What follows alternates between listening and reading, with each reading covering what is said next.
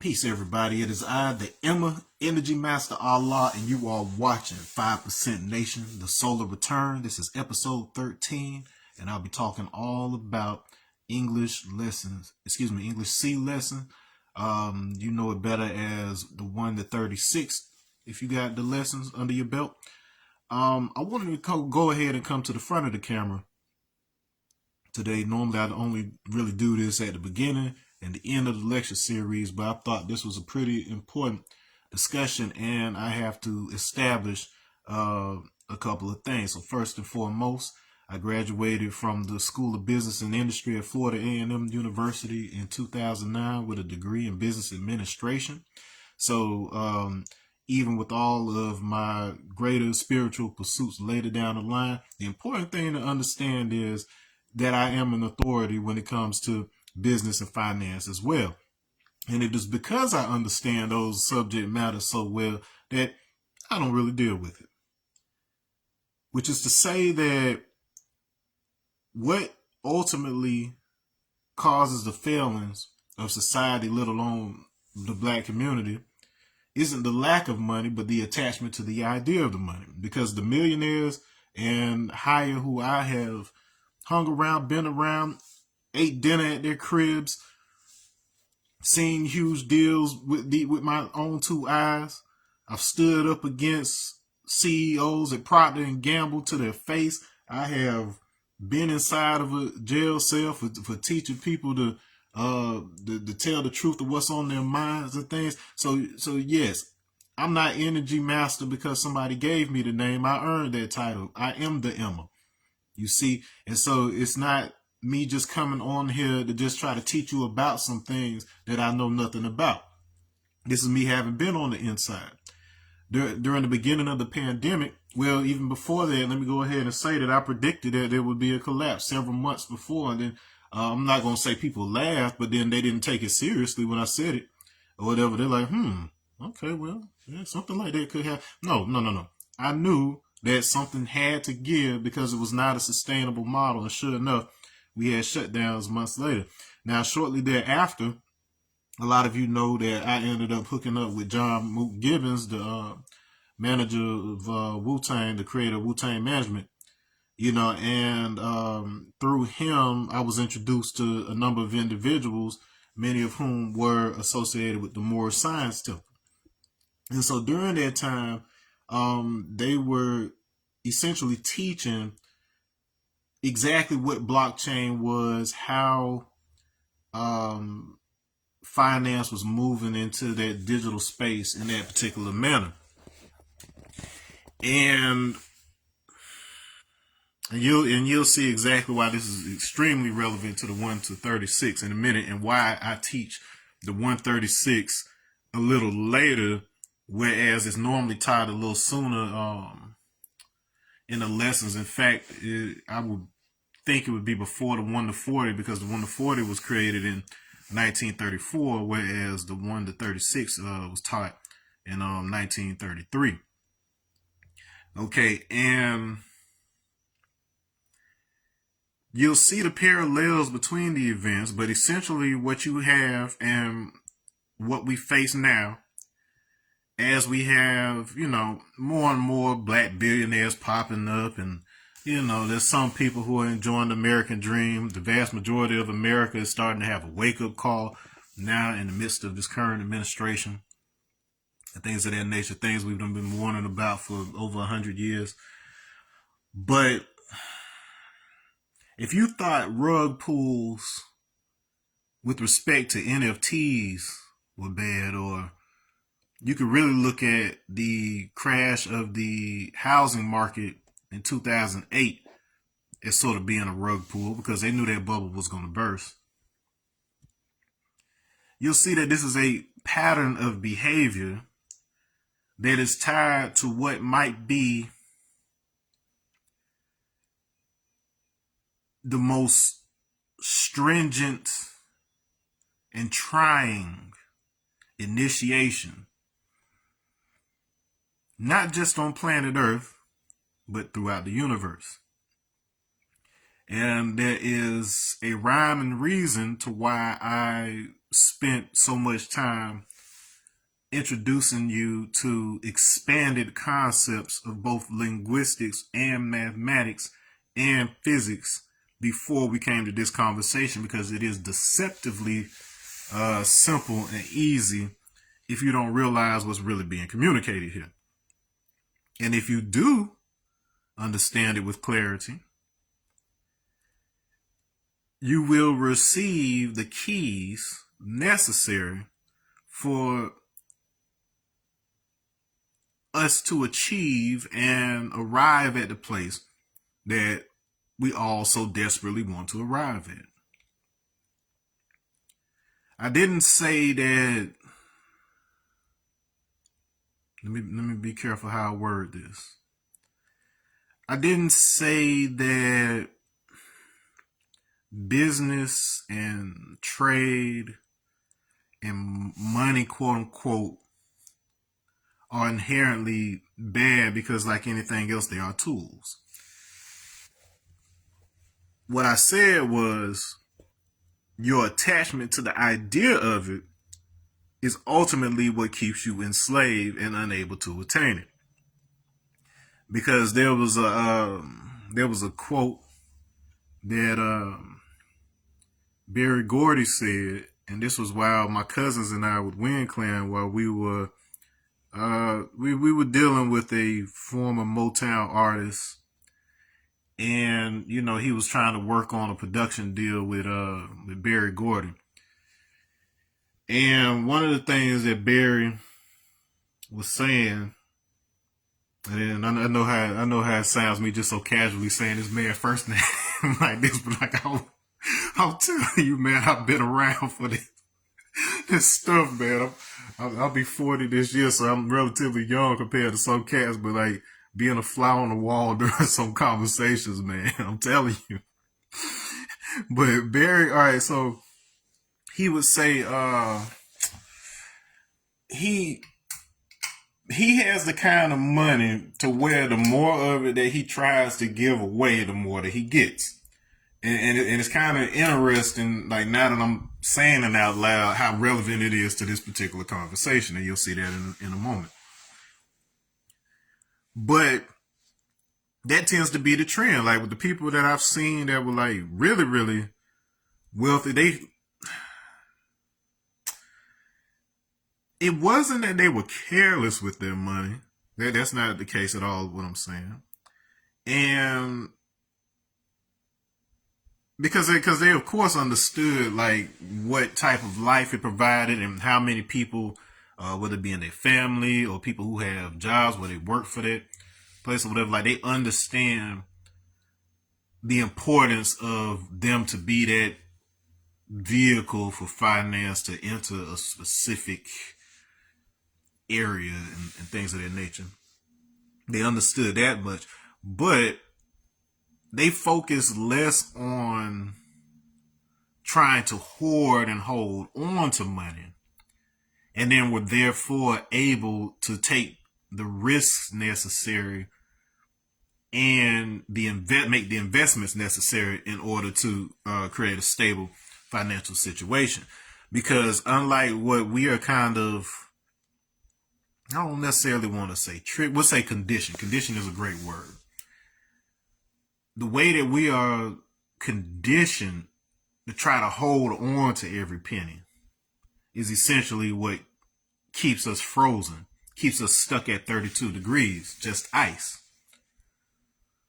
Whereas, just like that concept of just ice, sea equality, sea having to do with both inside and sight and eyesight, it's an exchange, it's a flow. Yesterday, I gave the example related to water, how when things are frozen, they don't move. When they're in the form of gas, it's so chaotic that you can't see anything accumulate, but you feel the pressure. Yeah, you feel that air pressure. But when it's liquid, when it's fluid, you've heard that term, liquid assets, and you have stable flow, then you have life, and life flourishes, right? So we have to unfix our idea from the idea of having finance to the concept of directing finance. Because you can give somebody money and then, or a contract, or something like that, and it'll be binding, and that's a form of enslavement. However, true power deals with the directing of that money. And one of the areas when I was in business school that I excelled at above all else was managerial accounting. And in managerial accounting, instead of you managing a bunch of numbers and and stuff like that on paper, it deals with actually dealing with human beings. And so it means if you're going to run a successful business, a successful operation, you have to understand the human element. You have to understand that working your people past a certain point actually lowers productivity. So it does nothing for you to be cruel and overwork your people. People found out, and this is a large contributor as to why slavery as we know it ended. And the timing of the Industrial Revolution was not coincidence, especially the fact that the Industrial Revolution is ultimately what led Britain to abolish slavery first. So it wasn't entirely altruistic, if at all. But this idea of efficiency, more output for less input, and everything that you're seeing today is the culmination of efforts over these hundreds of years to replace the human element in the system. Whereas you have people who are afraid of AI and machines replacing their jobs. You have another school of thought that believes that by having a society in which machines and artificial intelligence that are entirely removed from the human element would allow humans to focus primarily on being human. That sentiment would only work if we actually understand what it is to be human. And so that's what these lessons truly are. And so this brings me to the 1 to 36. Because that number 36, let me flip my camera, is an important number when it comes to us as beings, as humans. Because if this 5-point design of our body represents arm, leg, arm, head, so this 5-fold design of ours, it is projected from the macro level of our outward appearance all the way down to our DNA. I showed you how a half twist of well, more or less I pointed to the idea that half twist of DNA looks like this when you cut it. It looks similar to this geometry when you cut it, a cross section of it. All right. So if you want, so a full turn of DNA would essentially look like a right side. So you'd have 2 5-fold symmetry. So you have a right side up one and an upside down one, such that it has 10 points. So the decagon. So a decagonal kind of arrangement. All right. And so in one of these stars, the interior angle of one of these is 36 degrees. All right. So just keep that in mind, that 36 degrees is associated with this 5-point geometry. Okay. What did I do with my eraser? I always grab my eraser so I can have it, and then I end up losing it. But just keep that in mind as we do this 1 to 36. So I'm going to go ahead and run through it because essentially it is kind of short if you just go straight through it, but then I'll break it down after I do that. Okay. All right. And then we want to capture Well, I'll just break it down. I'll go back and break it down after I read it. So let me go ahead and give you the whole thing first. Okay. So it reads, and it's recited as follows. 1. My name is W.F. Muhammad. 2. I came to North America by myself. 3. My uncle was brought over here by the trader 379 years ago. 4. My uncle cannot talk his own language. 5. He does not know that he is my uncle. 6. He likes the devil because the devil gives him nothing.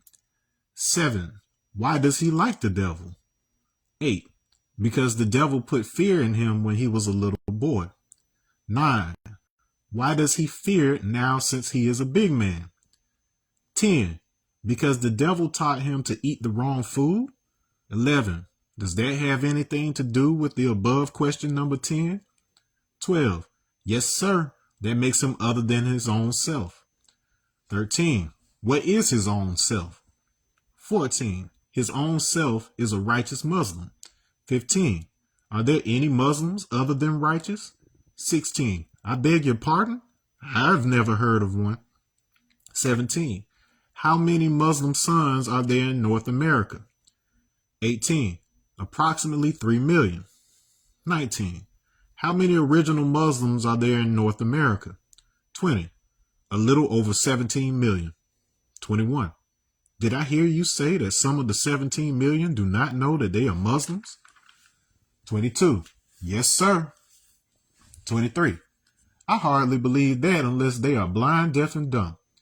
24. Well, they were made blind, deaf, and dumb by the devil when they were babies. 25. Can the devil fool a Muslim? 26. Not nowadays. 27. Do you mean to say that the devil fooled them 379 years ago? 28. Yes, the trader made an interpretation that they received gold for their labor more than they were earning in their own country. 29. Then did they receive gold? 30. No. The trader disappeared and there was no one that could speak their language. 31. Then what happened? 32. Well, they wanted to go to their own country, but they could not swim 9,000 miles. 33. Why didn't their own people come and get them?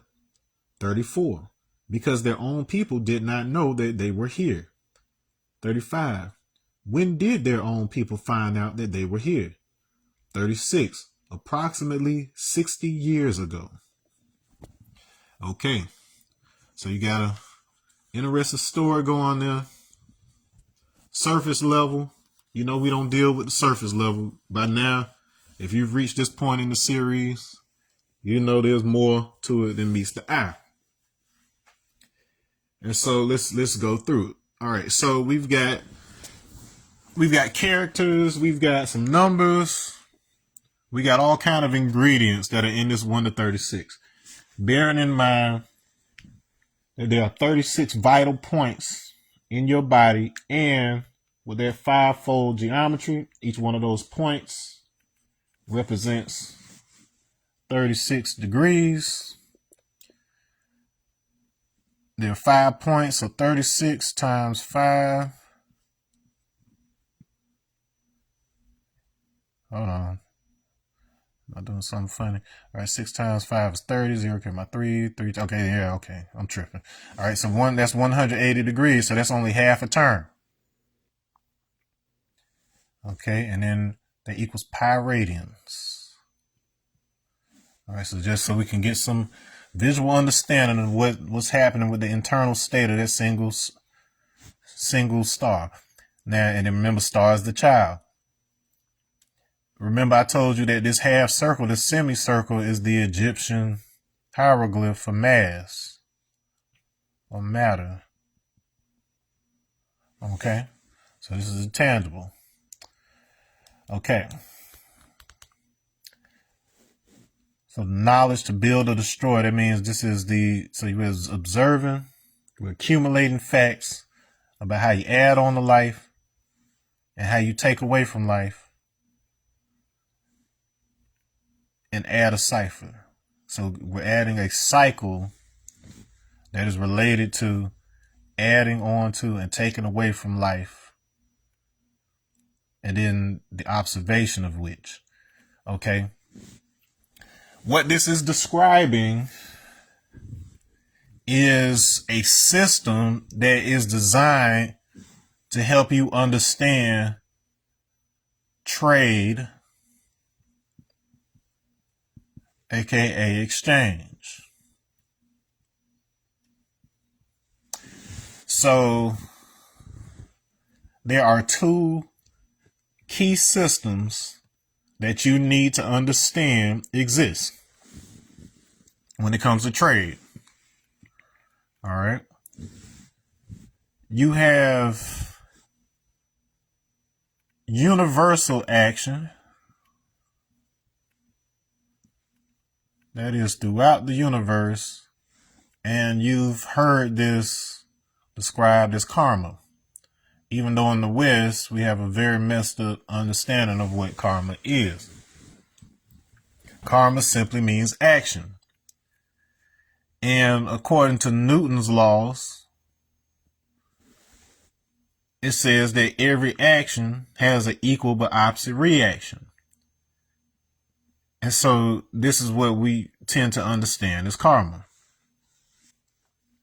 But karma is essentially when you build up action. So action, because action creates a reaction, it also creates potential. So we have a system in which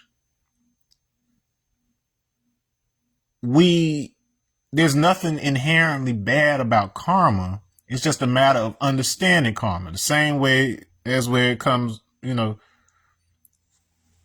it comes to money. And so in order for you to operate, you have to accumulate money in order to spend money, in order to participate in financial trade. Okay. This is a simulation. So put simulation of this.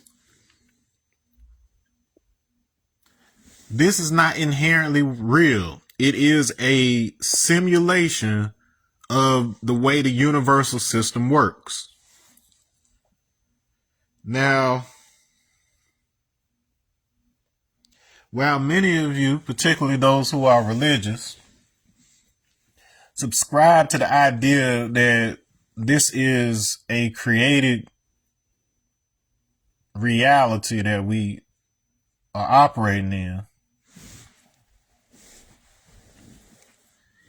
it is somewhat easier for you to accept that finance is a man-made system of exchange, whereas it's a little more difficult for you to fathom the idea that somebody similar to us could have scaled something like this up to the degree that we have a universal system of energy exchange. Well, in reality, when it comes to the potential field from which all things spring, technically, the material universe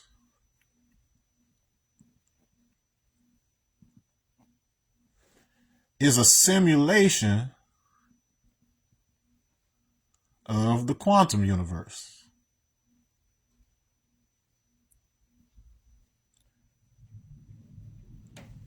Which is, for all intents and purposes, essentially mathematical thought or intellect.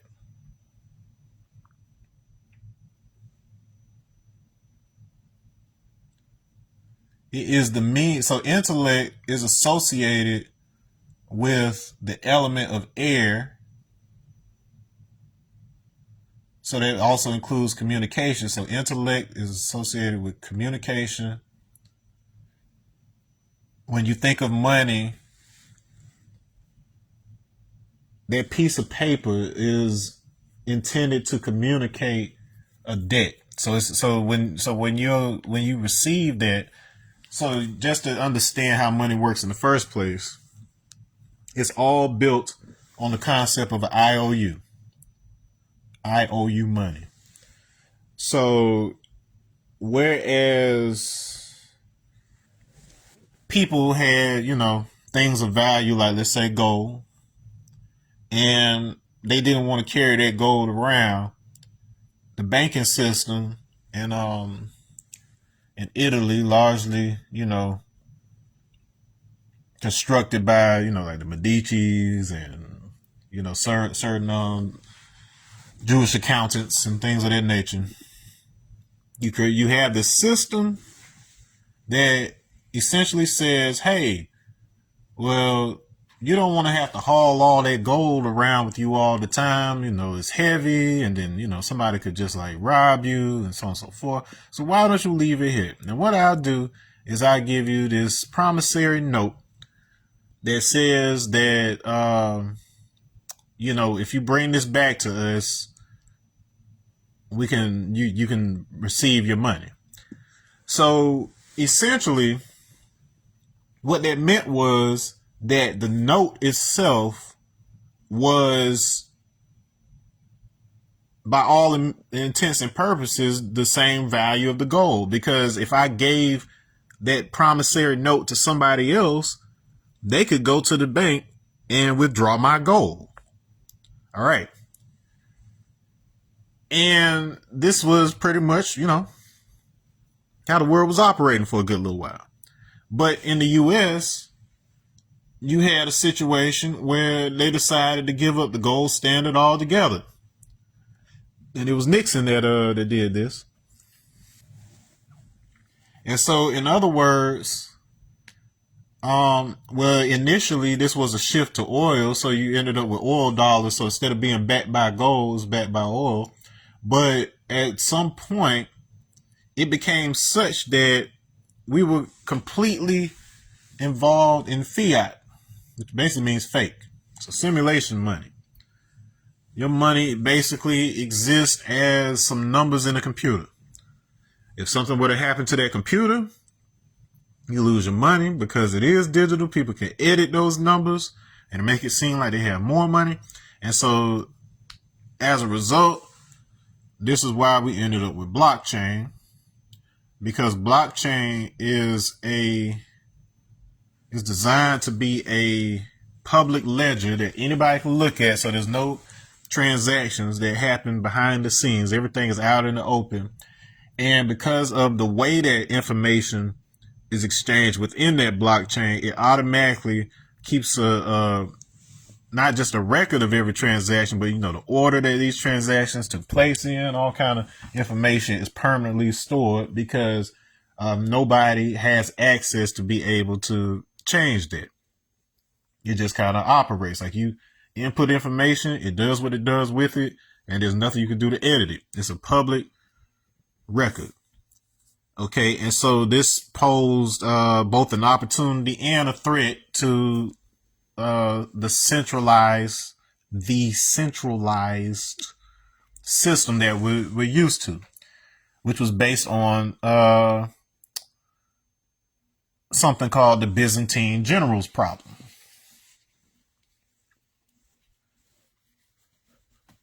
Okay, so the Byzantine generals problem is this idea of you had these generals from the Byzantine army that all need to attack a city together in order to be able to conquer it. But the problem is none of them trust each other. And so because of the distance between them, they all need to have a form of communication. They need a central command to let them all know when to go in, because if anybody goes in too early or too late, they all die. And once again, they do not trust each other to all do what they're supposed to do when they're supposed to do it. And so they instead hand the authority, the go ahead, to a third party. And then that's how we end up with the concept of the central bank. So people are doing money exchanges and trade and, purchase, whatever else. And so the centralized bank serves as the middleman for this. But we all know the inherent problems that come with putting all your eggs in one basket, and the power that it gives these institutions to operate essentially outside of certain regulations. There's certain ways that they are regulated, and there's certain ways that they are not regulated. But by essentially making everybody their own bank through blockchain, it gave people a whole entire option. So in that regard, it created an opportunity for the average person, but it also created an immense threat to the world powers. And so their job was to try to get you scared and steer you away from, other forms of blockchain through things like rug pulls and NFTs or whatever else. For all the horrors that they reported in the mainstream, there was a lot of good that came out of it. There was a lot of really good communities that were developed during that time. There were stable trade. There's still a lot of stable trading situations, but then because you basically had a gold rush type of situation where people only understood those systems by virtue of how you could make a quick come up, make a quick dollar, whatever else, those were the ones that ended up the most disappointed by that system. If you're one of those people who know how to not necessarily be attached to the money or whatever, you knew how to get in and get out if what you wanted to do was make a little bit of money. You weren't trying to sit there and just keep on gambling or something. But more importantly, you had people who took advantage of the idea of digital assets. Digital assets is not a far-fetched concept when you understand how intellectual property rights work, which is to say that not all property is fixed to some land. Ideas like Mickey Mouse or the McDonald's logo, these things are intellectual property that are able to survive where physical businesses cannot survive. Where if that thing is destroyed, if I were to destroy every physical McDonald's location right now, they still own that logo and they could figure out another way in order to monetize it. In addition, while we're on the subject of McDonald's, they do not make the majority of their money from the restaurants themselves. If you haven't seen the movie The Founder, which is kind of ironic given that we call Jakob the founder, but very relevant. But if you haven't seen The Founder starring Michael Keaton, OG Batman, it's a story of a man named Ray Kroc who met the McDonald's brothers, the Mickey D's bros, who had one booming restaurant out in California, and they figured out a way to automate their process. So it was an industrial revolution when it comes to hamburgers. So they moved from the manual labor to a more conveyor line belt assembly line type of situation that you see in all fast food restaurants now. But once upon a time, it was just them that was doing this. It was just a novel idea that they had. They liked running their one successful restaurant, and they were happy. Ray, on the other hand, he came in, he saw the potential, he wanted the franchise. He managed to get these shops up in multiple locations around the country, but he had the problem of, making sure that the menus were consistent, quality control. Because you had some people over here in the Southwest that wanted to have tacos on the menu, and then you drive a few miles over here, they got different stuff. So he wanted to make sure that it was a universal system, universal menu. You know what I'm saying, and that they were all running on this assembly line type of situation. Well, when all was said and done, it wasn't quite meeting the bottom line like it needed. It was getting hella expensive, and they were essentially kind of making the franchise owners, a nice little pretty penny, but they wasn't really making nothing themselves. And so Ray, he got a tip that the land under the locations was more valuable than the location itself. Real estate. McDonald's are typically set up at major intersections so that they can take advantage of what's called the law of averages. Okay, I know y'all like the law of attraction so much, but what you need to know about is the law of averages. And we used to use this when I worked in sales.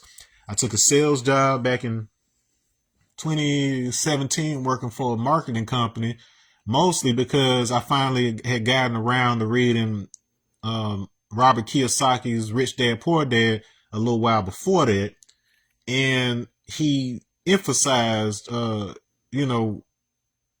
the importance of having some experience with how a sales company works, before going into entrepreneurship. Why? Because one of the things that I learned that was most profound was the power of the no. And this is the word most of y'all are scared of. N-O, no. Because the law of averages shows that, and we would be in them stores and Walmarts and Sam's, whatever. We were the ones selling like the DirecTV and stuff like this. And for every 100 people you talk to, 10%, which is 10 people, are going to actually stop and listen to what you have to say. And on average, out of those 10 people, if you do the system the way you're supposed to, like we had a set system, like we weren't just trying to convince anybody, we had a set system that we would take them through that was designed to basically lower the resistance put up by a person's own logic, which is to say, we, rather than trying to convince you to buy something that you don't need, we would find out how much you're currently paying for your bill, and then we would offer you something that would give you more channels, more content for less money. So from an economic standpoint, that's a no-brainer. And so we would be able to quickly filter out who was wasting our time and who wasn't by putting it to them. If getting more for less money didn't make sense to a person, it wasn't no point in us sitting there trying to convince them. It was like on to the next. But that said, with that system, you could, if you did what you were supposed to, you push the pressure. So this is a pressure point. And this is just a mathematical quirk. All right. And you'll see how important this idea of mathematical quirks. I was talking about power laws and criticality yesterday, but this is a relatable scenario in which you start to see how this same concept carries over to trade and finance. All right. And so anyways, this is basically a pressure point, which says that no matter what it looks like is happening, just keep pushing to talk to 100 people. Just keep pushing. Because on average, like I said, 10, and then I was doing this for a couple of years, so I saw this reliably happen. 10 people will actually stop long enough to hear what you have to say, and of those 10, you will get anywhere between 1 to 3 sales. And if you were doing that per day, you were good. You worked pretty much a 6-day week for the most part. Like you had 1 day off, and you pretty much worked a 6-day week. And so it was easy for about what amounted to essentially 4 hours of work, because we went in like around 7 or so, but up until around 12 o'clock, it was about 10 o'clock. I think we were there till like 10 o'clock, 9, 10, 9, something like 9 or 10. But the first few hours were only spent practicing. So we go to the office and then we practice on each other, practice our pitch. And we sharpen each other like that. Then we would go to the store for the rest of the day. Now, when you were first starting out, you were basically there till like, I forget what time, but I feel like on average, we were usually only, at least at that level, in the store like maybe 4 hours. So for 4 hours worth of work, you would set yourself up to where you were in position to talk to 100 people. You weren't chasing after people. It was people that were walking. It was traffic that would come past your table in the store. So the same concept is what McDonald's was built on. So real estate that is near major intersections guarantees that there's a certain number of cars that are going to pass by that McDonald's, and they're going to see those golden arches, and then out of that you're going to have a certain percentage of those people who are going to actually stop in the restaurant, and then you have a certain percentage that's going to make a purchase. Whereas in our case, there was a lot of dependent variables with regards to who was going to make a purchase. Most of the time, if a person actually stops at a McDonald's, they intend to eat. Yes, you have some that might just have an emergency and need to use the bathroom or something. But for the most part, the vast majority of people who stop are also going to be sales. So McDonald's isn't worried about it. Now, even with that happening, that's not where their money comes from. Because of what that corner location is able to do with regards to the law of averages, it's valuable real estate. And so McDonald's, it purchases the land, and then the leasee leases that land in order to build their franchise on. So whereas they make some money for themselves, running the franchise like you would any other business, and then, taking advantage of the benefits that come along with franchising with a major corporation like McDonald's. McDonald's makes its money from the rent checks. Even if that McDonald's location shuts down and then becomes some other kind of business. So like how you see all of those specialized roof buildings that used to be either Pizza Huts or they used to be Circuit Cities and stuff like that have now turned into like check cashing businesses and all kind of weird stuff. Those people in an abandoned McDonald's that's been repurposed to some other kind of business still pay rent to the McDonald's corporation. So even if there's no McDonald's still makes money on whatever business is there. And to think all you've been doing is eating burgers there. You had no idea what was happening up under this business. I know I talk this spiritual shit, but trust me, I know business. Which is why I know it ain't shit. And then there is a way around our current circumstance as a people. But you got to listen to me. All right. So anyway, all right. So you understand this concept. So that means if only 10 people are stopping, that means I got 90 no's that day. But because I'm unfazed and I understand the law of averages, I keep going through the no's. The no is what has stopped most of you from being able to get your opportunity. You just didn't get enough no's. You didn't get turned down enough time.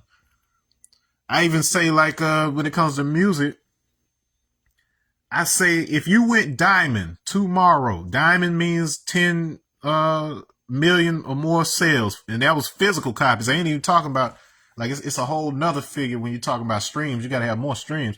But when I'm talking about when people were pushing physical units, you had people go diamond. You had Michael Jackson. You had Outkast. You had Eminem. People that could sell diamond, 10 million or more.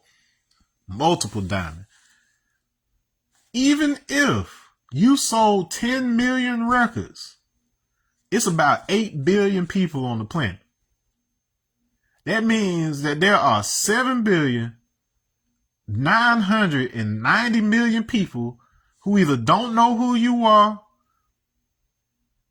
or just plain up don't care who you are. Or maybe some of them just don't like you. But either way, there's a lot more no's in the world than there will ever be yeses. But anybody who has a success story worth hearing can tell you that it only took one yes in a lot of those cases. It only took one yes. But you just have to understand the math behind how many no's on average that you have to sift through in order for that to happen. So because things like this have reliably worked, most of the business world on a global scale is automated. It's mostly automated. There's certain patterns that are so reliable when it comes to making money that they've tested over and over and over and over and over and gotten down to a science at this point, that it has moved to the point where you don't rely nearly as much on the human element of finance, because so many aspects of the industry and the financial market are on autopilot. It's based on calculations. It's based on algorithms. That's why social media is around.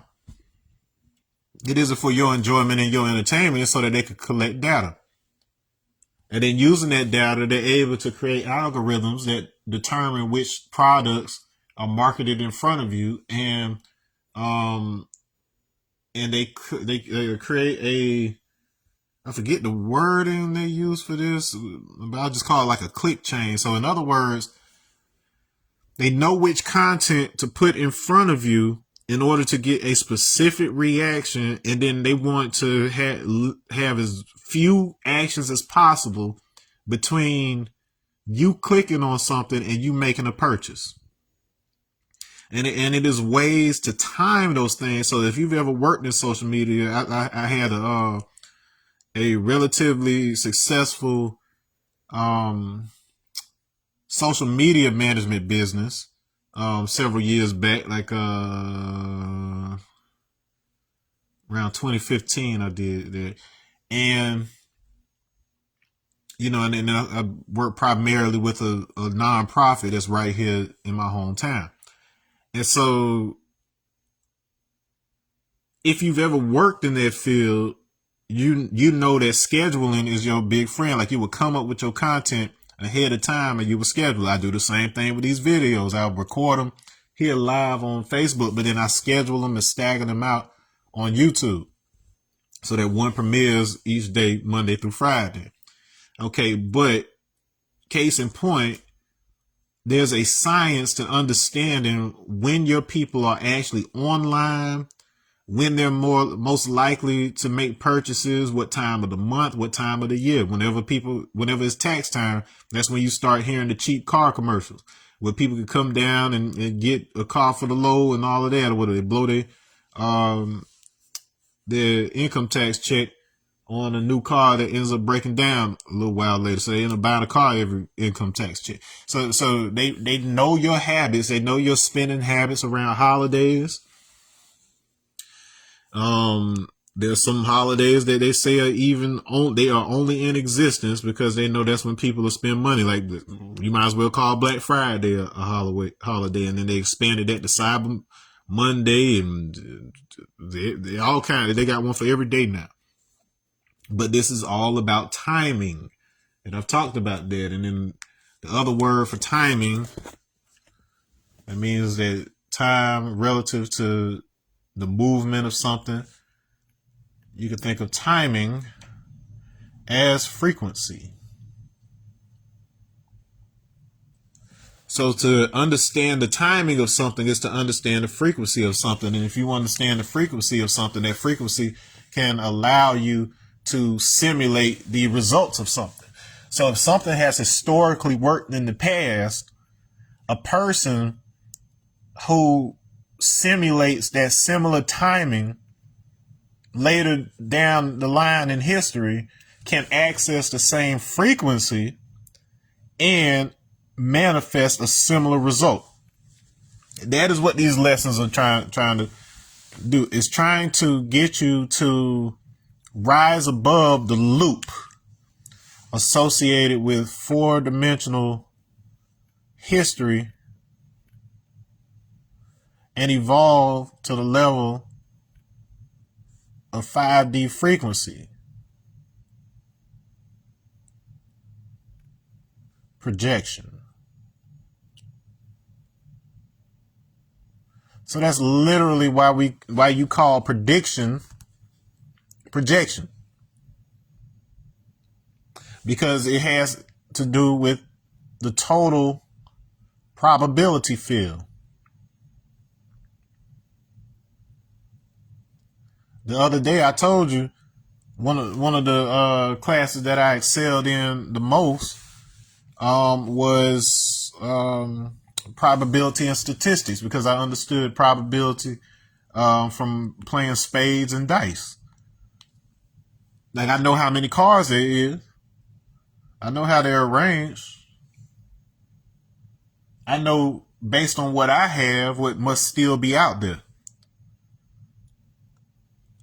So in other words, 5D perception is the ability to forecast and predict the probability of, what will manifest based on understanding what you have and what the total field looks like. So if I do one of these, all right, so 4D is the equivalent of trying to figure out every single direction. Like, I got this direction, I'm trying to look at this direction, I'm looking at that direction, I'm trying to look at that direction. I can only look at one direction at a time. Whereas 5D is omnidirectional, which is to say, if I understand me as the center of this thing, and I understand the total field of probability, like all of what is possible, this is my cipher.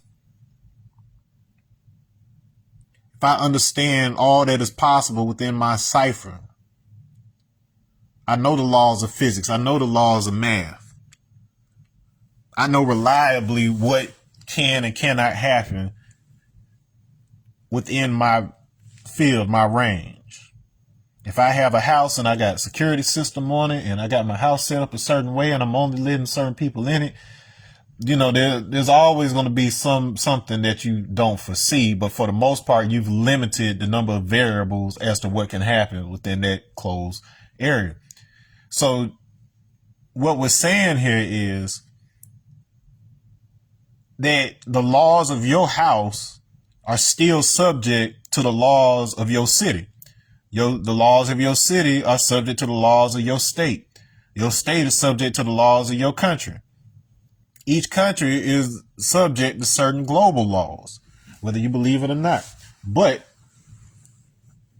those global laws are essentially the laws of Earth itself, because Earth has cycles and it has tectonics and all of these things that happen to some degree in a predictable fashion, and all these things affect everybody on the planet equally.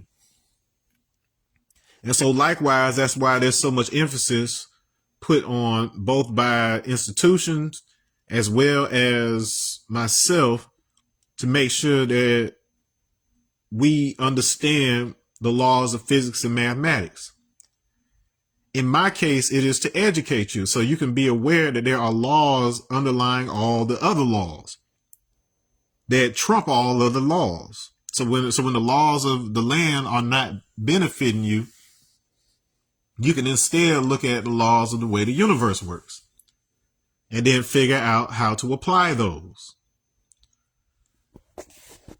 In the case of your financial system on your planet Earth, and I'm saying this, there are entirely too many Earth-like planets throughout our galaxy for you to not consider, life out there similar to ours. It may be operating on a different frequency that prevents us from being able to detect it and keeps us from being detected by it oftentimes. But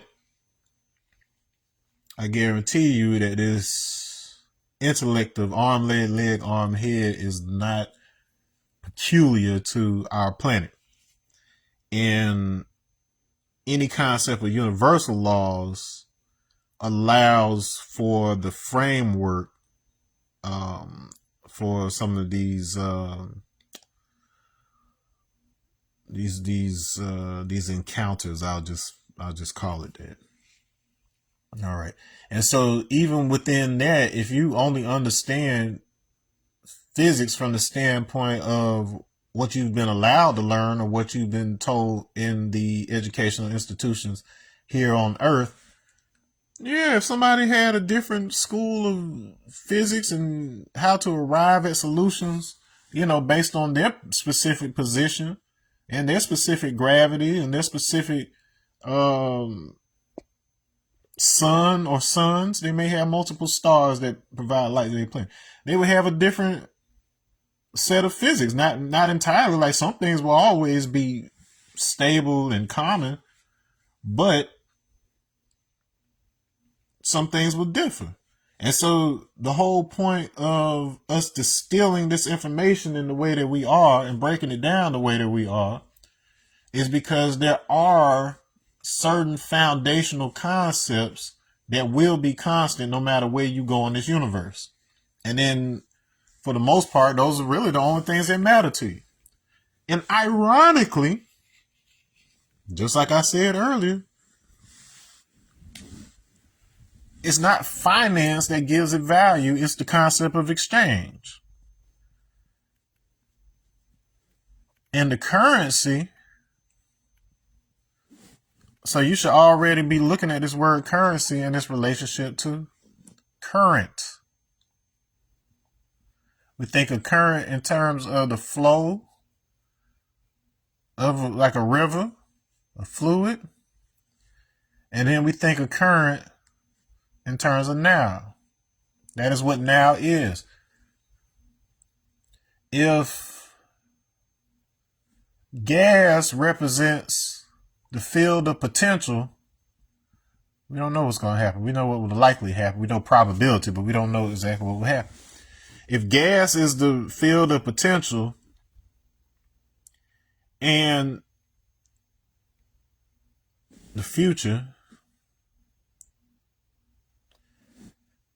the past is like a solid. So solid, if we make that the past, that's what's already manifested. Okay? That's matter. If that's the case, the river that flows between those two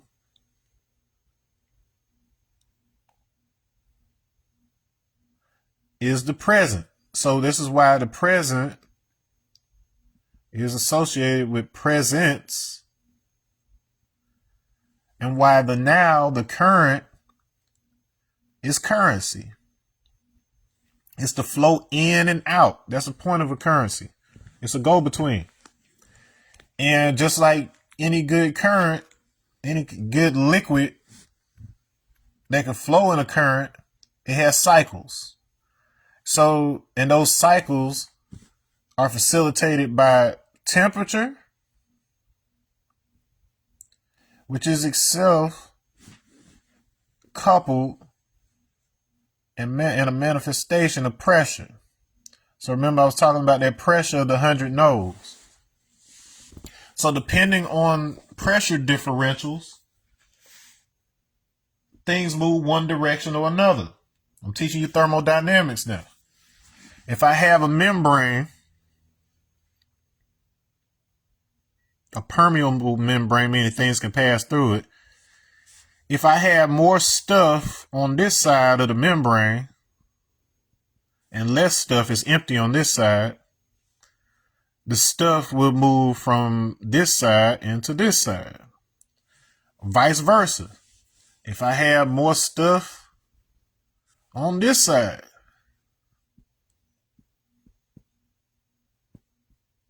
and less stuff on this side, the stuff is going to move this way through the membrane.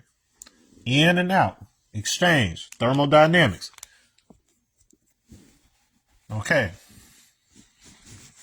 now that we have associated exchange with laws of thermodynamics, meaning basically heat,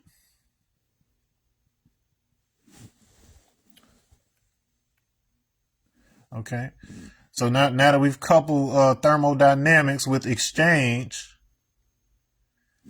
in a closed system, energy equals information. Peace, Jenna. All right, so within a closed system, energy is information. Because if you know, because energy moves from being highly organized like matter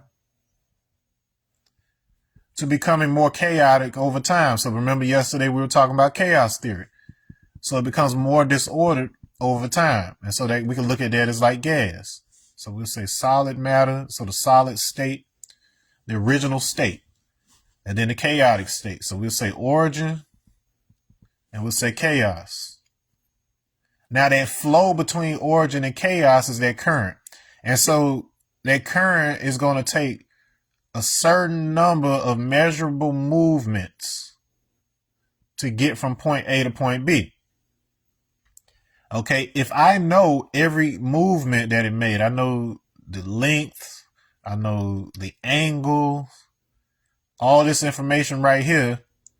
If I know that information, technically I could draw a path back to the original. If I know all the twists and turns, I can derive from that a formula or equation that accounts for all the variables. So instead of me having to try to figure out every single individual event from a fourth dimensional perception, I can instead find the one thing that is governing the potentials of which way things can turn, how they move, the flavor of the whole flow, the flavor of the now. I can get that with 5D. So whenever 4D is failing me, because there's entirely too much information to try to gather, I can instead look at the common factor between all of that information and derive an equation from it that allows me to predict things and forecast. So once again, all these things coming together. So what exactly is being forecast here in the 1 to 36?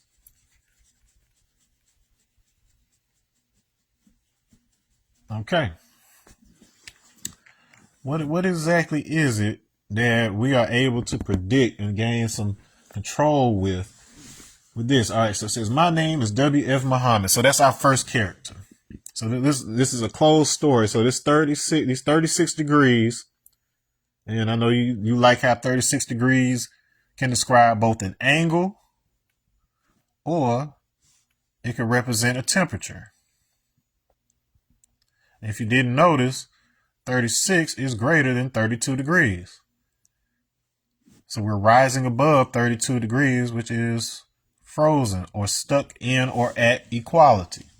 So we're rising above equality through 36 chamber. All right, these are not arbitrary numbers. All right, so first character in this story is Wallace Fard Muhammad. You can look up his history and how he showed up and taught Elijah Muhammad and all of this on your own time. So that's our first character. I came to North America by myself. So we got a location over here. So we got North America as a setting. All right. So we got character and we got a setting. My uncle was brought over here by the trader 379 years ago. So we got two new characters. We got the uncle and we've got the trader.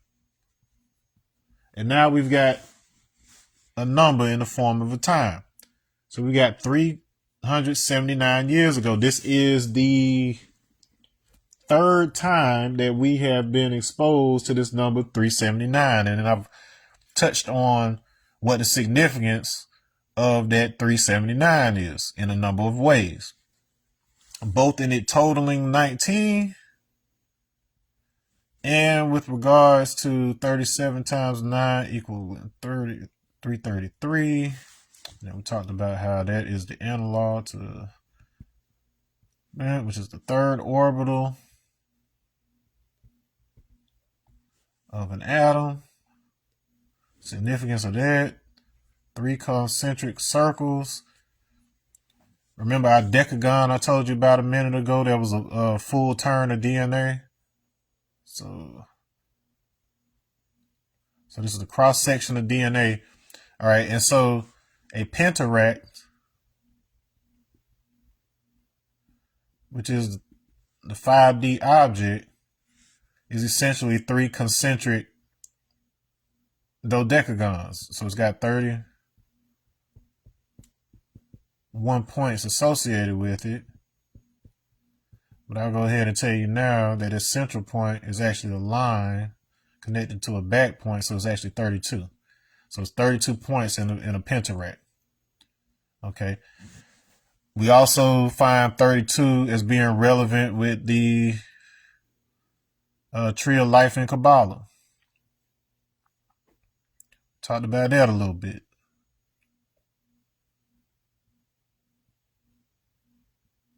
And y'all see how I created that using a hexagram at the top and a pentagram at the bottom. All right, so 32 paths. So you got the 10 spheres or sephiro, and then you got 22 paths that are associated with the 22 Hebrew letters. All right, so in other words, this math right here is telling you how to hack your DNA by understanding the twists and the turns and the math and the angles and stuff that are associated with it. Okay, the program that essentially projects your outward physical form. All right. So that's just bottom level. So we got this time of 379. What's going on here? All right, let's see what else we got. So we got a situation. So the uncle, he cannot talk his own language. So we call that either mute or dumb. So if you can't speak, that's dumb. All right. Okay, I see you, Jenna. Yeah, take care of yourself. Make sure you're drinking your water and detoxing all of that, because this level of information that we're giving out here is energy, and it'll short circuit people if they don't, if they ain't got their physical right. All right. He does not know that he is my uncle. All right, so let's go ahead and deal with this idea of the uncle. Who is Wallace Farr Muhammad's uncle? By the uncle, he is actually referring to you. So an uncle is the sibling of your parent. So he is saying that he is from a culture. So his culture is the son of another culture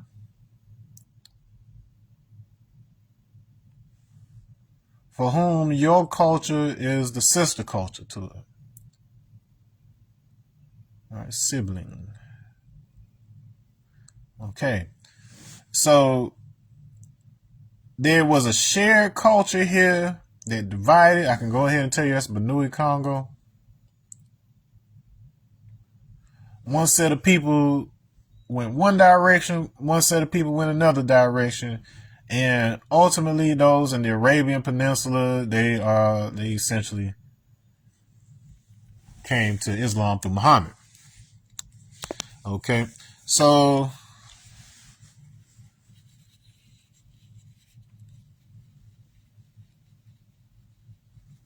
he's talking to you. So you came here, you cannot talk your own language, so you've forgotten your home tongue. Why is this important? Because that is your native frequency. So you are frequency. So you've forgotten your native frequency. If you know what your frequency is, you understand how to read your DNA and the information contained therein. All right. And that way you can resonate with certain charges that are within their DNA. He likes the devil because the devil gives him nothing. So we got another character here. We got devil. That sentence makes absolutely no sense unless you have some context. It says, he likes the devil because the devil gives him nothing. The devil gives him nothing and he like him for it. What do you mean? How do you give somebody nothing? That means for most of you, you may think that says that he's not giving him anything, but to give somebody nothing is to give them no thing. So what he is giving you is not material. He is giving you something that is not material. And so we typically think of non-material as spiritual. The more useful word that I've taught y'all is akasha or akash, because in addition to spirit, it also means space, sky, and atmosphere. Spirit, as it's used in the Bible, is pneuma. So that's why it's called pneumonia when you get sick in your lungs, because it has to deal with your breath. Pneuma means breath. Okay, and then, so in other words, atmosphere deals with the pressure that causes air, which is intellect. So air is intellect and communication, to move in and out of a system. So that's that pressure gradient I was talking about before. So air pressure, spiritual pressure, how things move in and out of a membrane, how things move in and out of this reality. It's about translating information. So because you do not know your original language, your original frequency, you also don't know how to extract the information of how you got here and what happens when you leave here. So in other words, the devil essentially gave you nothing, which is a blank slate in which your understanding could be molded. Okay? Shaping your clay. All right. Now, it says, so it helps us to clarify. So we had this question. So it said this statement that he likes the devil because the devil gives him nothing. Why does he like the devil? Then it says, because the devil put fear in him when he was a little boy. All right. So it gave us the spirit of fear. All right. So from an energetic standpoint, I'm giving y'all a master class in Eastern Sciences. I want to keep that 379 up there because that becomes relevant again soon. And we already highlighted understanding now.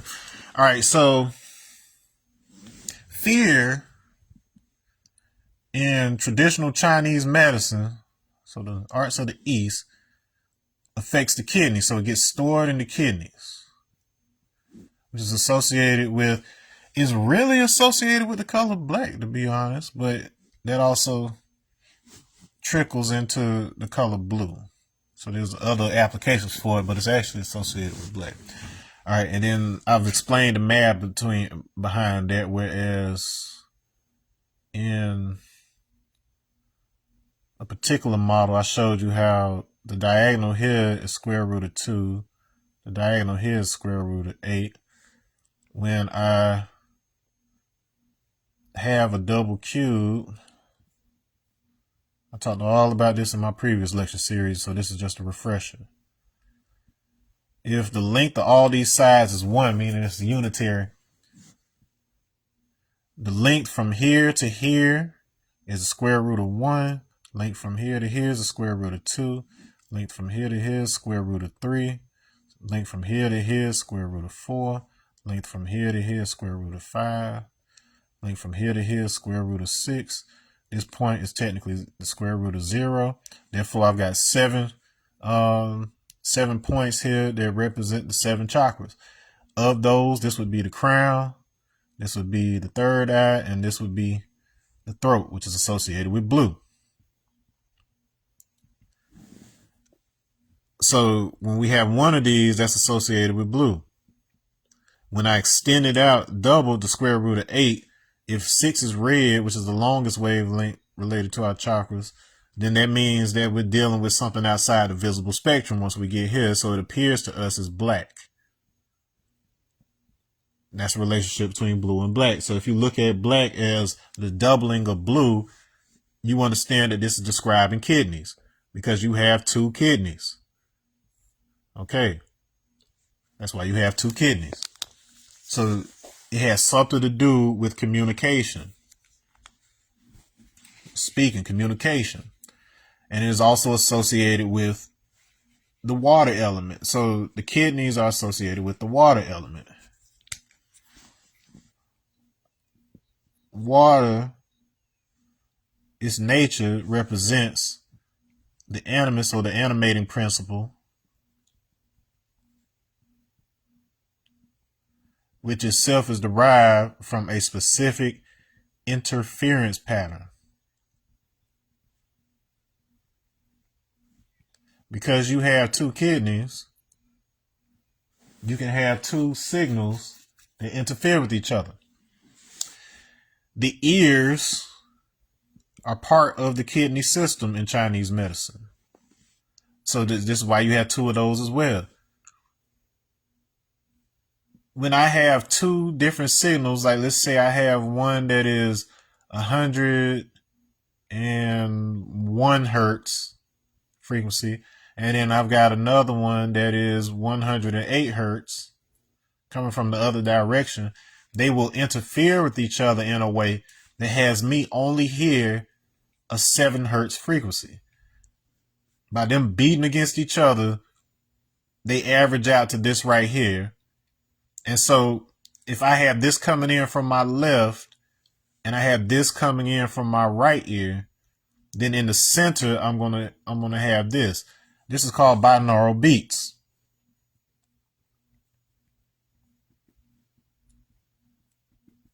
This allows for entrainment of the brain by getting both hemispheres of the brain to synchronize with each other, whereas they would normally be separate from one another, with one thing dividing things as tiny and detailed as possible, while the other side is attempting to understand everything in its entirety and its wholeness and its unity. If you bring those 2 together, you get an integrated experience of reality that we call the child aspect. Okay. Also, within the Chinese principles, you have something called the Heitu, which is the 5 elements theory. And that's what all this is based in. Yeah, you gotta use them binaural beats if you want to come out of your body. You gotta sync those hemispheres of the brain. And you're basically syncing it to the Schumann frequency, which is 7.83 hertz or whatever. So this is basically a projection that is always running, and it is supported by the earth and its atmosphere. So you're starting to see how these things connect. But in the Heitu system, the numbers are associated with specific elements and specific qualities of yin and yang. So that's heaven and earth. So the union of heaven and earth at the end of Revelation and the separation thereof, the Bible is actually talking about this. Heaven, earth. Okay, and so for these numbers, so we'll go 1, 2, 3, 4, 5 like this. Go 6, 7, 8, 9, 0, or 10. Okay, and so water is first.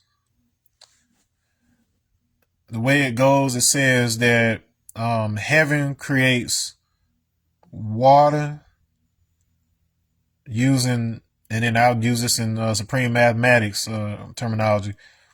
Heaven creates water using knowledge, so that means observation and accumulation. Yin finishes it with equality, so it's what distributes that throughout everything. So I have an observation that causes accumulation, which is wave turning into particle, and then I install that same concept in everything. If you notice that 1 and 6 are the first couple digits of the golden ratio. So the golden ratio is the interference pattern that is in all things, and that is ohm. Okay, so the base frequency. So water and ohm go hand in hand. That is the physical manifestation of ohm in a lot of ways. And that's why so many Christ comparisons are associated with water. All right, now, fire. I'll go ahead and do all of these for you since we're on the subject, but then we really focused on this water since it has to do with the fear in the kidneys, and I'll get into why that is. Now, fire, it says, in this case, earth, so yin creates fire using wisdom. So wisdom is ways and actions. It's why it's words. To wise the dawn. It's the feminine aspect. So the earth uses action, movement to create fire. Heaven completes it with Allah God. That frequency thing I was just talking about with the binaural beats and the Schumann resonance, this is what it's talking about. So earth creates fire through tectonic movement. So as its plates and things slide, it causes the friction and the pressure at its core that allows those metals at the core to generate a magnetic field, and a particular frequency is achieved between the lightning that occurs in the atmosphere above, and then the magnetic movement that's happening down below with that iron and that nickel that's moving around in the core. So that internal fire produces that field, and because of that resonance, which is 7.83 hertz, you get an octave. So twice of that is 15.66 hertz, which is associated with what's called the Shiva Panchakshara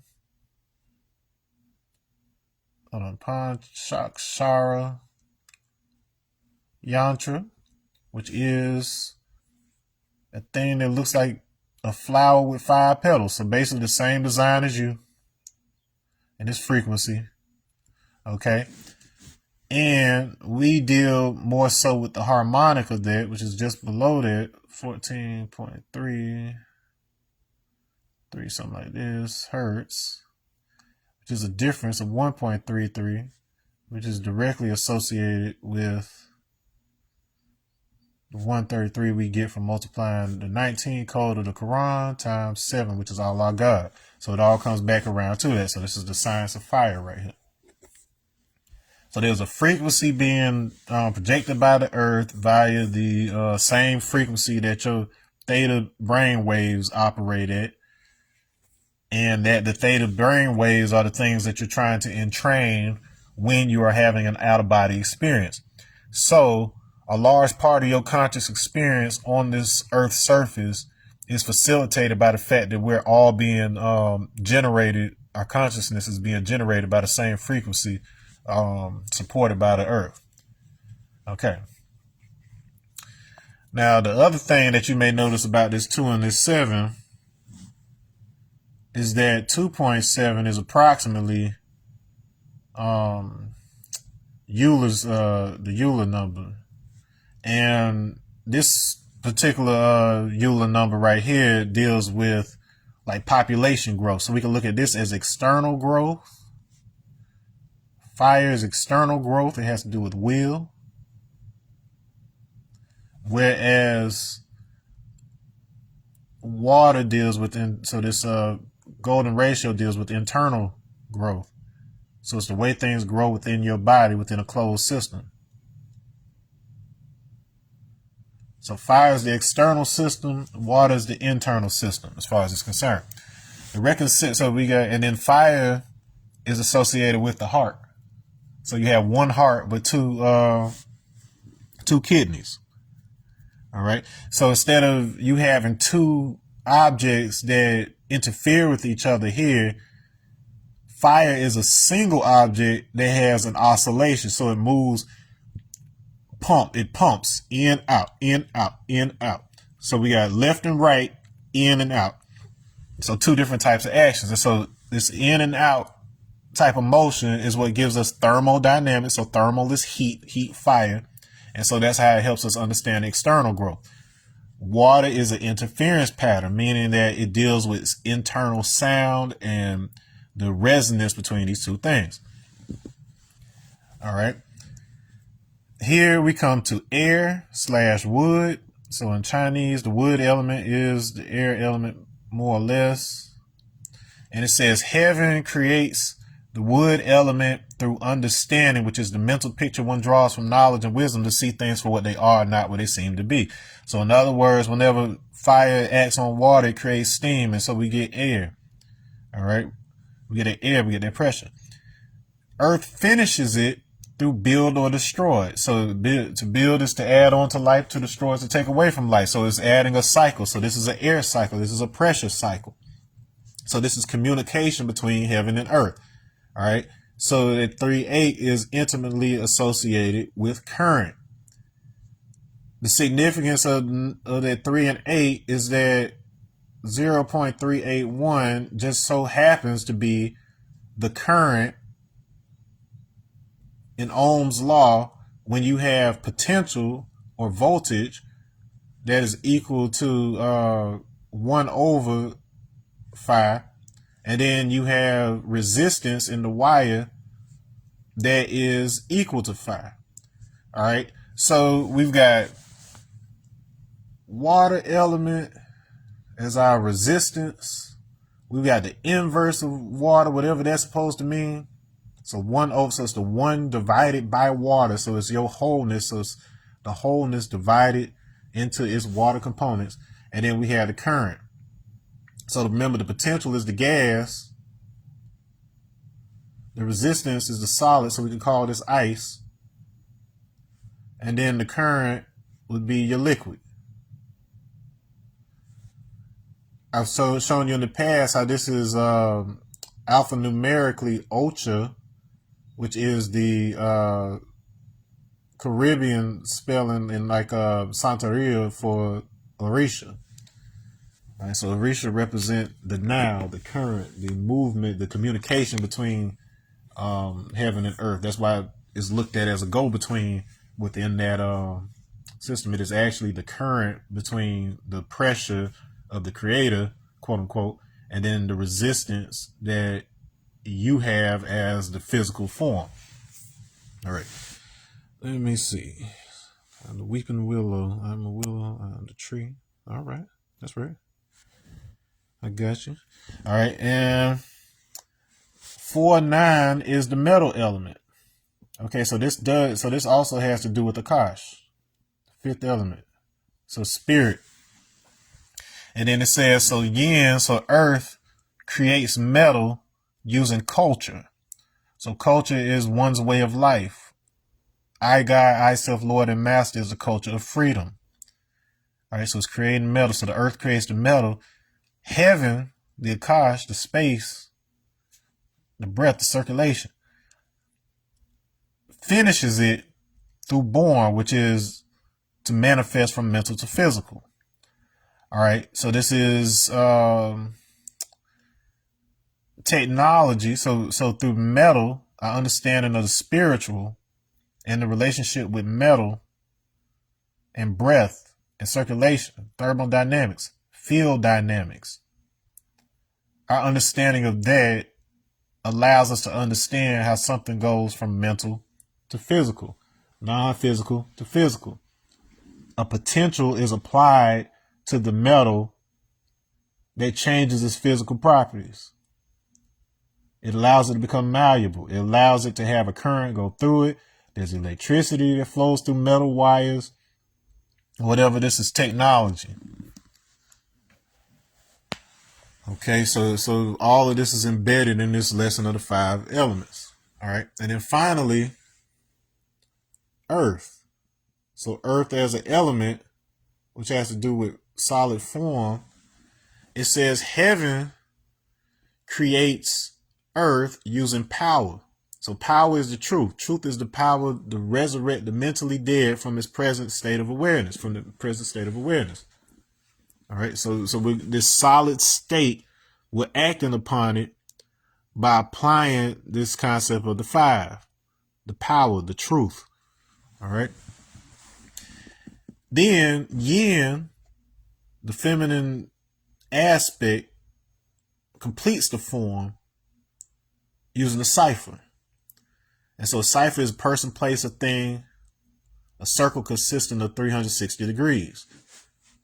And then we talked about 10 as an alternative for this. So knowledge adding a cipher. So that is essentially describing this, which is also an Egyptian hieroglyph associated with the duat, which is an analog to Akash. And then Shu. So within it, Shu is the god of air. So it's basically showing you air in a container. So it's talking about pressure. So there's pressure, information exchange, and pressures for that information. That's what I was talking about with the law of averages. Then for me to turn this into 10, I have to turn it. So I got one of these and one of these going on. So I got 2 sides to the coin, but what that's really describing is the cross section of this right here. So as that thing turns, if you look down at it from the top, it does something reminiscent of this. Okay, so your form is based on that. So your form is communicated by this. So there's information in the very structure of this geometry, mathematical relationships, that's informing how you unfold from a cell into the full arm, leg, arm, head, you. All right. Now,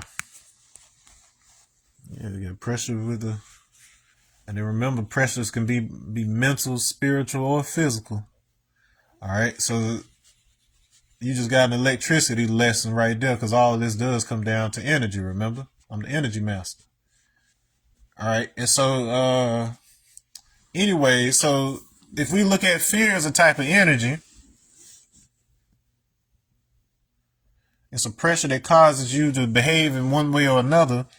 That's governed by the kidneys. And the kidneys is also where trauma is stored. So on the opposite end of the spectrum, the healthy kidney resonates with courage to counter the fear and destiny. So that makes you feel like destiny and trauma must be opposites in some kind of way. Well, trauma is the past. It's based on the past, which we said was a solid state, the stuff that's already happened. Destiny is the future. That's the gas. All right, that's where you end up. So that's the potential. Now, the potential is what the potential is, but you have a say on how you get from point A to point B. How you move between what you've been given in the past through inheritance or things that have happened to you now, but then mostly we want to look at this as ancestry.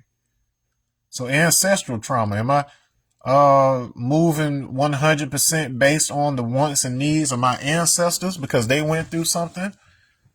Or am I focused on the future for my children? The child. Okay? The parent and the child. And so you're somewhere in between. Playing this tug of war. So in order for you to have a balanced presence, there has to be communication between these two factors. You got to assess the total potential as well as your current situation, built on the foundation of what happened before. So if I know my history, I can compare it against what our conditions are in the present and be able to forecast what the likely future will be if I do not act. Courage is what allows you to act in the face of trauma. So remember, it all goes back to action, which I told you was the actual meaning of the Sanskrit word karma. So your karma is dictated by the action that you take. And so if you take measured action, you can build good karma. This entire system of exchange that I'm describing was hijacked by the financial system and turned in the 80s into a credit system.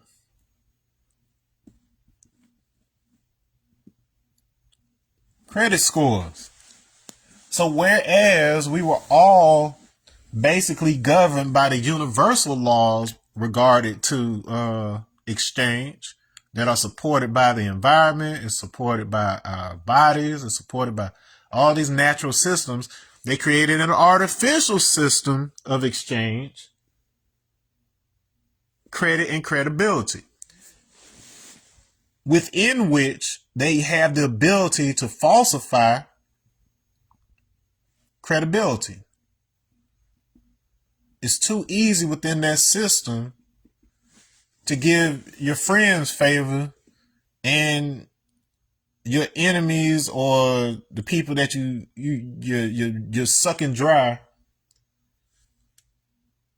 It's too easy to give them bad credit and give yourself good credit.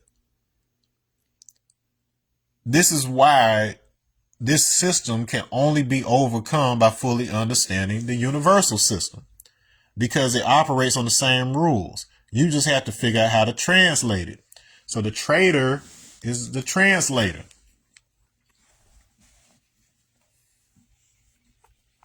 The trader who brought them over 379 years ago is the translator. Trader equals translator. The transducer, if you will. Okay, so keep that in mind. He put fear in him when he was a little boy, so controls his actions through fear. 9, it says, why does he fear now since he is a big man? 10, because the devil taught him to eat the wrong food. So Jenna was literally just talking about her detox process is going on right now. You talking about the Tesla coil too. I was literally just watching a video about Tesla coils right before this that somebody had sent me.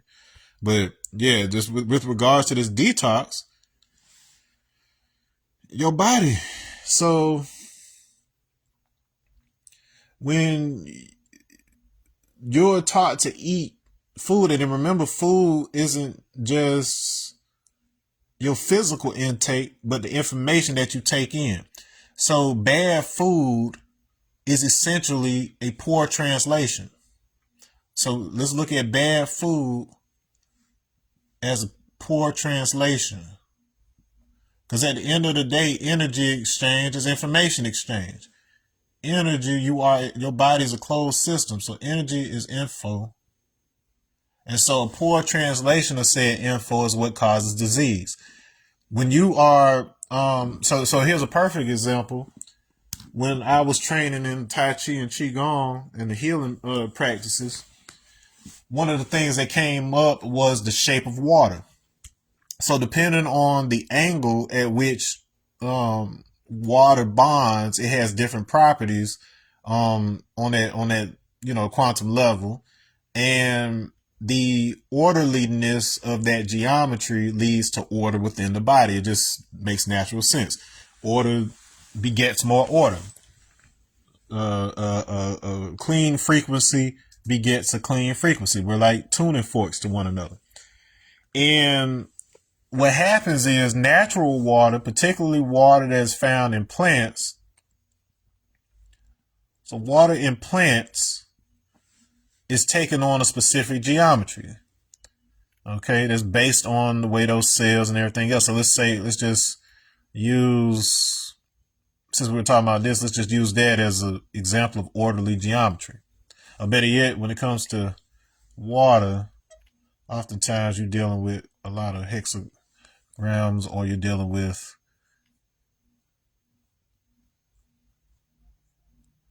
stuff like this. But it does also deal with pentagram as well. Okay, depending on the case. All right, and so in fact, that exchange between 5 and 6 is exactly the polymer structure of melanin. So keep that in mind. So melanin is intimately associated with the skin, which is the membrane through which, these things move in and out of our body. All right, so it's good to go ahead and get that in your mind with regards to melanin. All right, but anyways, water in plants has a specific structure. So when you ingest plants or whatever, that structure is still contained within that water, that vibration. When it's overly processed, like in bottled water,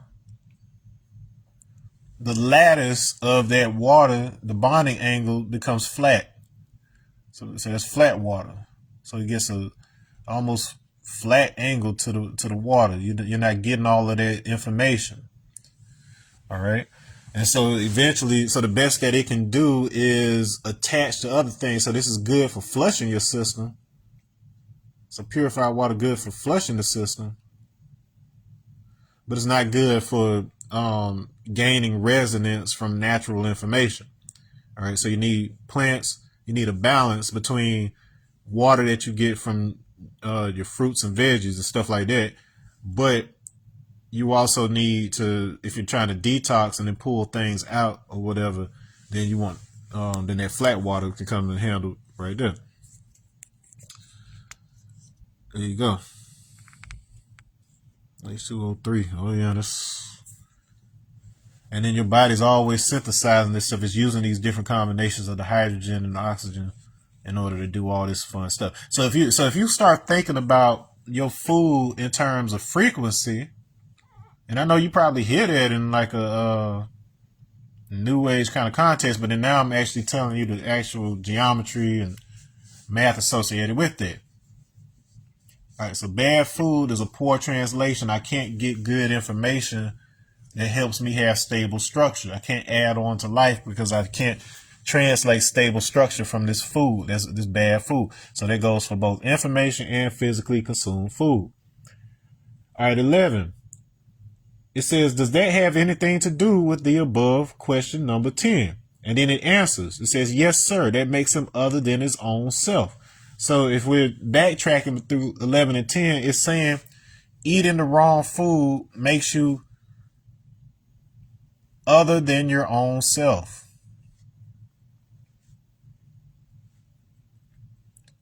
So bad information means bad interference pattern. That means that you're receiving a different interference pattern from that one that animates you. You're interfering with your connection to the earth. All right?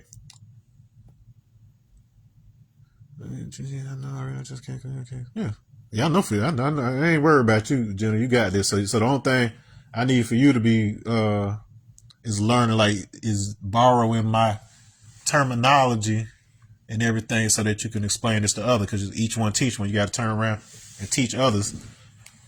If I'm teaching you and other people, so you got to do the same.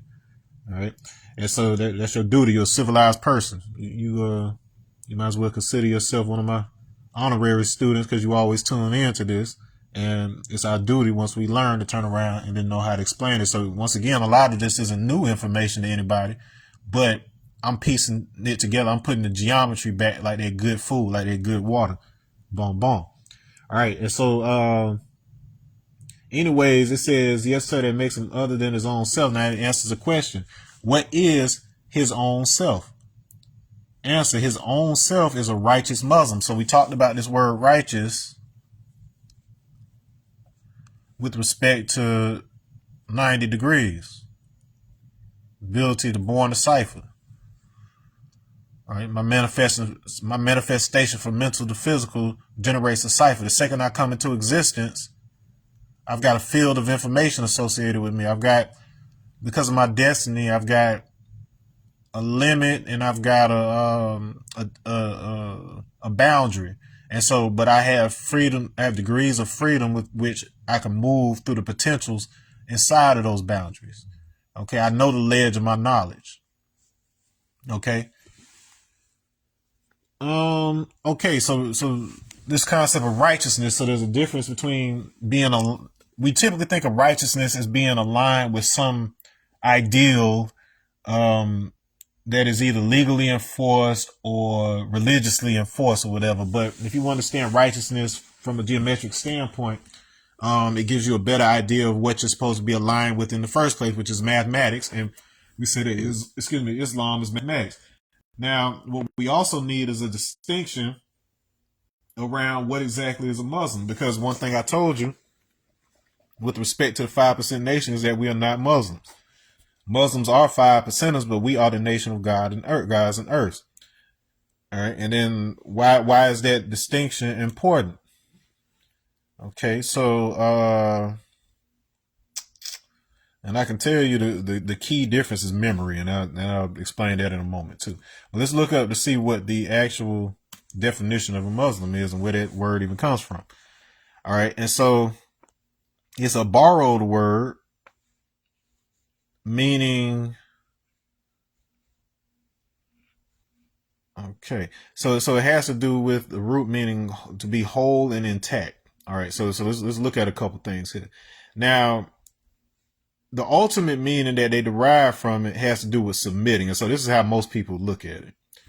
Okay, so it's talking about to surrender, to become a Muslim. This idea of being captured, accepting, believing something, submitting, so on and so forth. All right, now let's look at what it really means. Okay, and so it is the active participle of asalama. He submitted, so assalamu alaikum, which is itself from the root salam, so salama, to be whole or intact. All right, so it's related to safety, security, peace, submission, surrender. So what has been made to mean submit to something is actually peace. So this is the same root from which shalom comes from. All right, so it's to be at peace. Now, the idea is by submitting, so you have the free will to follow your destiny or not. By submitting to your destiny or whatever, you have a easy flow in your current. All right, because now the only energy that you're expending is toward that which was destined for you, which means nothing can get in your way. So that's the way it's supposed to be looked at, but it's been turned into, like control and power structures and hierarchy and all that other bullshit. All right, but let's see, submitting or yielding, surrender. All right, so let's actually look at submission. I can tell you right now it means to move under, but I want you to be able to see it too. And what I'm doing, this is the key right here, Jenna. It's all etymology. Like, live on Wiktionary. Live on, like, if you could tell somebody the path from what things were and how they became, like the reason we use words the way we do now, if we look at how those words were used originally or whatever, that'll help reverse the entropy associated with their movement from a solid understanding to a gaseous, chaotic understanding that becomes misunderstanding. All right, so sub is, of course, so to place underneath, to put forth from below. Okay, so from below, we're putting something forth, and then, or to place something underneath, because sub means under or below, and then mito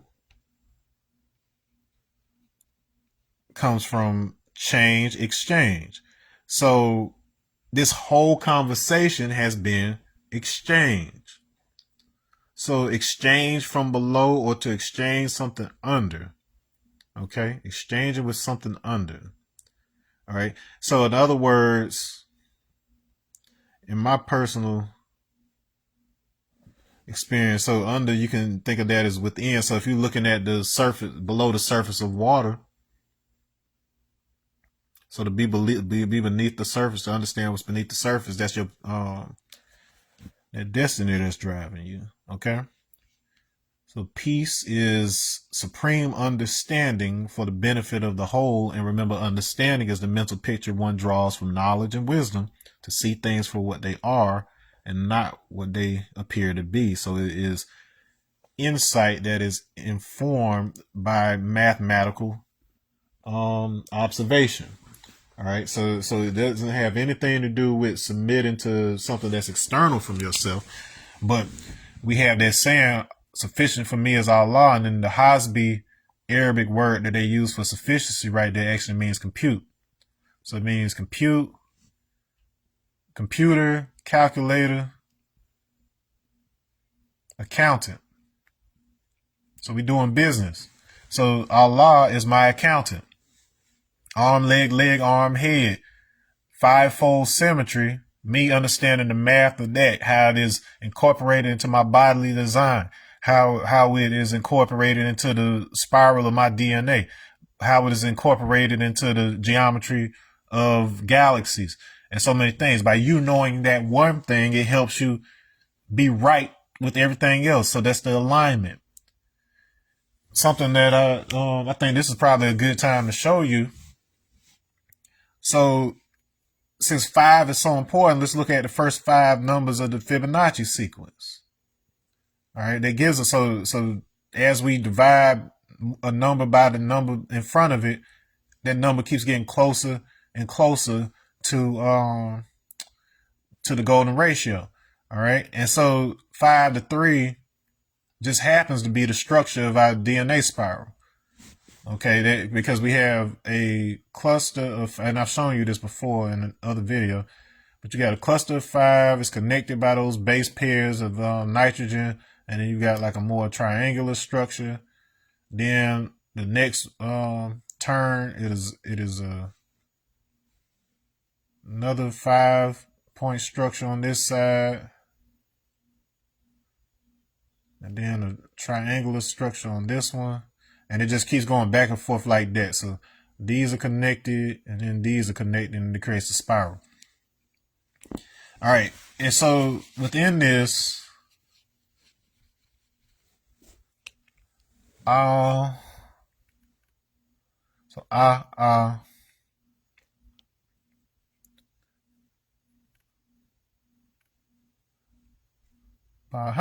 do this before?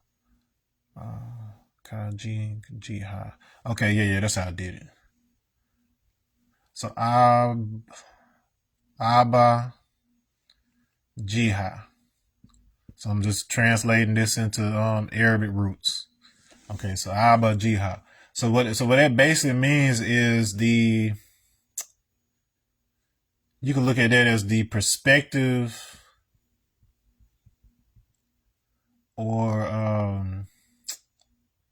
perspective, the space, the viewpoint. Okay, yeah, that's the best point. Viewpoint of the Father is essentially what it means. Okay, and so in other words, you are going right to the center of the structure, that 5D perception of the pentaret, such that you can see from the perspective of your own DNA, if you will. You can see from the perspective of your ancestors. And so when you're in an out-of-body state, essentially what you're doing is redirecting the signal of your senses inward so that you can actually project your consciousness into a simulation of all the potentials that are found in your DNA. And those potentials are essentially derived from your ancestors before you. So every other human being that you've been connected to before now. All right. That's essentially what this is communicating. So all of these mathematical principles can be brought back to Arabic roots who are themselves vibrationally compatible with what became Sanskrit roots, because they all come from a like substrate of Proto-Bantu. And I've done extensive etymological presentation and study on that in order to be able to demonstrate that that is your original tongue. So the uncle who lost his original language is Bantu, because remember I told you Bantu is connected to that Pontu, Punt, Pent, and therefore 5. All right. So we basically got here from fifth dimension. You had it ain't no weird shit like, oh, okay, we just like hop through some I don't know, like we would nowhere and it just popped up. What I'm saying is that it had to play out within evolution and time, but the original idea started out from a 5-dimensional projective perspective, and therefore has to manifest in this space through DNA. So DNA had to be created as a thing. Then DNA had to evolve over time, because time doesn't matter when you're a 5th-dimensional being. You're beyond 4th dimension. So you can lay out the whole plan. Then you just had, the patience that, that it unfolds within, time. So this concept of what's first, what's last, or whatever else is kind of stupid, unless, of course, you understand the perspective of the Father. All right, moving right along. So that is essentially what a Muslim actually is, and it starts to distinguish that a little more by saying, okay, so in the line Muslim, so it said, are there any Muslims other than righteous? It says, I beg your pardon, I have never heard of one. So technically, you're not a Muslim if you're not aligned. It's only those who are aligned. So you can think of it from a religious standpoint where you just that in name, but it goes on to distinguish a little further. It says, how many Muslim sons are there in North America? And the answer they give is approximately 3 million. Okay, so we want to go ahead and capture some of that math. Okay, so it says in North America, we have 3 million. Okay, we got 3 million. All right. And then it said, and then that's the sons, so Muslim sons. So sons, child aspect that is aligned with the father. So the child aligned with the father. Okay. Then it says, how many original Muslims are there in North America? And it says just a little over 17 million. Original. All right, so that's the ones that align with the origin. These are ones who are getting aligned. So these are the ones that are learning, being trained to realign, being trained to remember. These are the ones who remember. And so that's for a total of 20 million. How do you remember? 20 is the gematria for the palm of the hand. And that's your akaraka, which is the markings on your body relative to your golden ratio proportion. So I have lines, dark lines associated with my finger joints and arranged in a certain arrangement on my palm. But more importantly, the distance between these lines on my fingers is based on that Fibonacci sequence that I just showed you. Okay. And then just for kicks or whatever, then so knowledge God right there. So knowledge God, born to build or destroy. So you got to know who Allah God is, and then understanding is the mental picture or whatever. So you got the image plus the knowledge of God. That's the substance, the queen. So you got to have the image, and then that's on the palm. So this is a formula for melanin. 17th letter of the supreme alphabet is queen. I told you how the word queen comes from that root Gwen, which in Tibetan also means basically black substance. So that's basically melanin is the substance. And its precursors are found in stardust. We've talked about this. Understand is the mental picture, the image. So that's the icon. Is what they call it in Greek in the Bible. So they describe Christ as the icon, which is the template for all other geometries. All right. And so that gets us into a conversation about Metatron's cube, which is derived from the flower of life pattern, and the fruit of life pattern itself is what allows you to be able to draw all the platonic solids. All right, so there's 5, and then the bonus one is the sphere if you want to go to 6. But for the most part, we are dealing with 5 platonic solids. So that number 5 comes up again. That's your power. All right, and then you got that same 5 design in your hand. You got 5 fingers with 4 fingers and a thumb, and then you've got the 5-point design of your full body. So the same thing keeps coming on. That's what it actually means to be Bantu. All right, so we are aligned with the math associated with our creation as opposed to just a manifestation of it. All right, and let's keep going. It says, did I hear you say that some of the 17 million, those who have melanin, do not know that they are Muslims? All right, so do they not know that they are connected directly to God? Do they not know that the math of their body and the form of their body and the polymer covering their body is the manifestation of Allah? I said, yes, sir. I hardly believe that unless they are blind, which means they can't see it. They are deaf, ain't nobody told them. And dumb, they don't know the language. So they don't know the frequency. So they wouldn't recognize it if they heard it. And then they don't understand the conversion between sound and sight when it comes to binaural beats. Okay? Your melanin, I told you yesterday, it contains the same receptors as your eyes that they use in order for you to see. So your body is a full body eyeball. It's not an all-seeing eye, it is the all-eye seeing. And therefore, the melanated people of the planet are the eyes of Allah. Keep that concept in mind. I told my mother some time ago, we did a video together where I was telling her how we are literally the black box of this planet.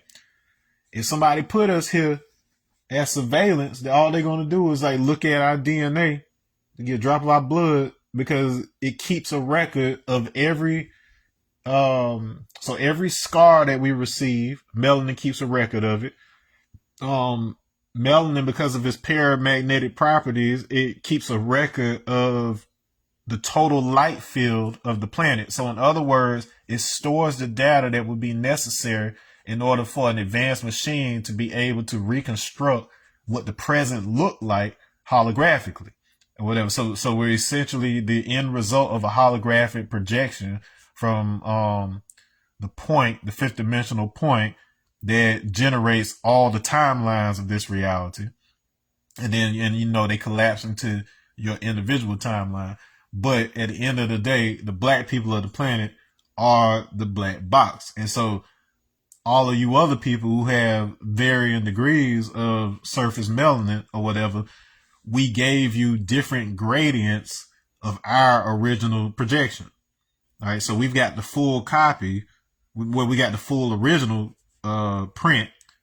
Y'all are various copies, just like how Warhol would take like the same picture and make a bunch of different types of prints with different colors and so on and so forth or whatever, but they're all derived from the original. So we've got the full information, you've got specialized information. And then that's why that aspect of our ancestry is timeless. If we still have this stuff on the surface or whatever, we still have a connection to that original projection is what the whole point is here. Okay. So it is a difference. Okay. And then that's why we're targeted, because they know we've got the whole truth, not just in the dome, but then we've got it embedded in our DNA as well. And then you've heard about my DNA journey. So I'm constantly, there you go. It's a source frequency. That's right. So it's like, you have to feel the resonance of it. You know what I mean? Like that's what Om is. Like Om is the embodiment of Krishna. So it's the full information And so what it's supposed to communicate to you, if you're just making the sound outwardly instead of understanding the resonance inside of you, directing it throughout the body correctly, then Om is useless to you. But you're supposed to feel that resonance so you can know that you are that. I am that is essentially what Yahweh means or whatever. So you're absolutely correct as far as that goes, Jenna. All right, so moving on. It says, I hardly believe that unless they are blind, deaf, and dumb. It says, well, they were made blind, deaf, and dumb by the devil when they were babies. All right, so this process begins, this idea of giving you nothing begins when you are a baby. The frequencies that you are exposed to, the food you're exposed to, the energies you are exposed to. You are highly sensitive. You are raw. You are fresh out of the can. So you're still sensitive to what's going on. You're absorbing everything. It says, can the devil fool a Muslim? It says, not nowadays. So nowadays, remember, they're present, the current. So as long as you're aligned with the center, the current, the devil, the false accuser, the slanderer, the lies, they miss you. If you are aligned with what those 2 degrees are saying, if you are aligned with the mathematics, if you understand the mathematics, and I'm talking about aligned with it to the degree that you've sent the proper sounds through your body such that your subconscious can pick up on the information and arrange it properly. Then, if you do have things like out-of-body experiences and stuff like that, the projection will be more accurate. Meanwhile, you have a lot of people who haven't had proper initiation who are playing around with stuff like, like channeling and whatever else. And they get correct information, but they get that information in a form that's not clear when it's communicated. And so they ultimately just contribute to more confusion. This is what has happened with a lot of the scriptures where somebody received the information and tried their best to communicate said information. And then it was misunderstood by those around them who hadn't had the same conditioning for understanding. So you have to have the understanding that the master has. And that's why the master spends so much time teaching the student. Not only that, but also getting the student's resonance to match the teacher.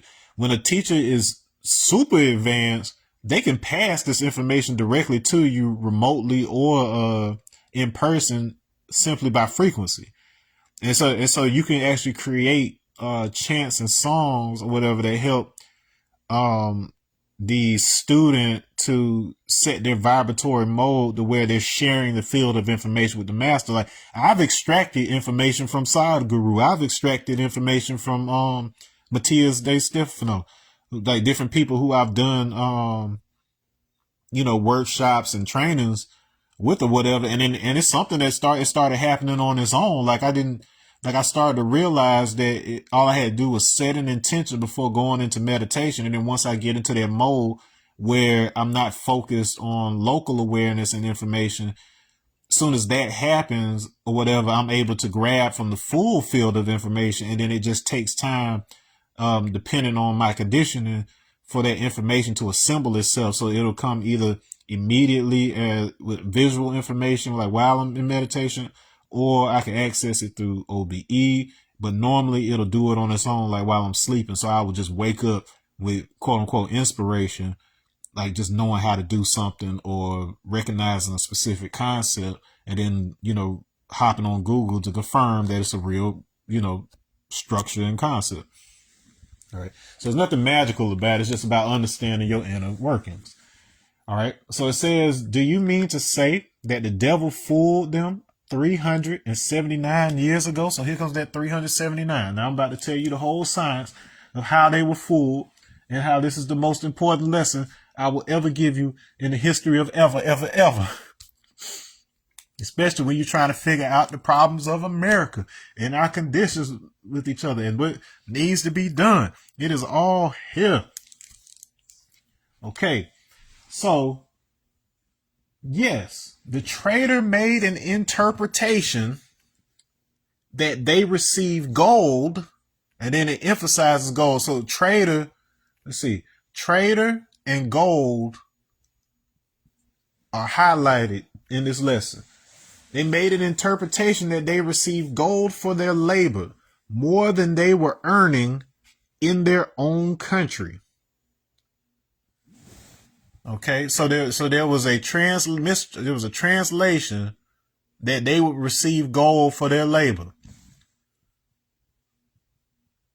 Okay, and then we got this 379 years that's hanging out here, so keep that in mind. It says, well, then did they receive gold? It says no. The trader disappeared, and there was no one that could speak their language. So they could not speak the language of the trader. The trader had to come from their own, the trader had to come from their own, tribe, because they were the translators from it. And then I'm about to tell you exactly where they took these people from and what information it is that they had, because I have talked about this. The pieces fall together when you have the correct math and geometry to apply to this. So we need to account to what language are we talking about, and then who were the people, who were the laborers. We need to answer those questions. All right, let's keep going. It said, then what happened? It says, well, they wanted to go to their own country, but they could not swim 9,000 miles. So we've got this idea of moving through water, so swim in 9,000. 9 is born, manifested mental to physical. So the interference pattern manifested from mental to physical. All right. Gold. Go ahead and get that in your head. If the interference pattern has to do with water and the water had to do with the golden ratio, then gold for your labors. There's a mistranslation. Rather than you focusing on this, which allows you to see from the Father's perspective, you looked outside of yourself for material gold. So they were offered gold for their labor that they did not receive. So that was a tricknology right there.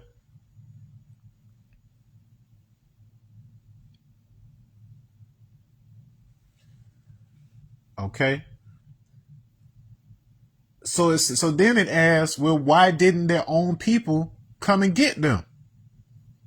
It says because their own people did not know that they were here. They didn't know we were in North America. They were told, okay, everybody's being given jobs and they're being given gold and we going this place or that place. That is not what happened. So they had no idea where we were and what our circumstances were. They didn't have the internet.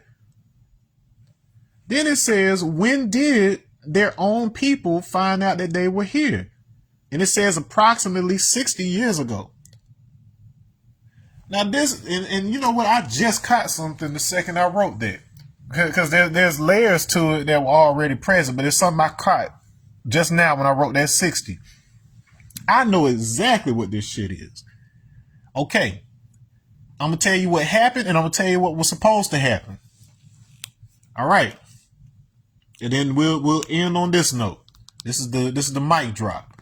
All right, so let's do some math. So we got this goal. We should have been looking for this, and we got a few things to work with. Okay, now these lessons were transmitted in 1933. This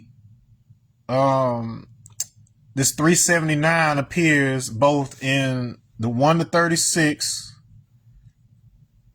and in the 1 to 40, which was taught in 1934. So we got a 2-year range here. So if we're going to do some math with these, 379 years before these years right here puts us at 1554 to 1555. All right. So then the question becomes, so this is CE. And then the other year we want to deal with is it says approximately 60 years before. So we are dealing with either 1873 to 1873 to 1874. So these are two of the most important date ranges if you want to understand everything about what's happening right now in the world. The way the world is, if you want to understand, you need to understand what happened in these date ranges. All right. In 1555, that's so all right, well, I'll do both of them.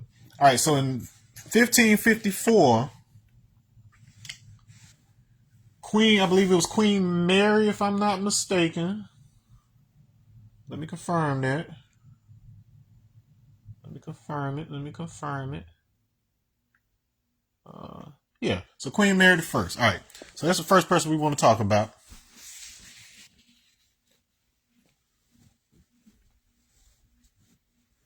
All right, so Queen Mary the First of England married. Let me see. Was it Philip the First? Philip the Second. So she marries Philip the Second of Spain.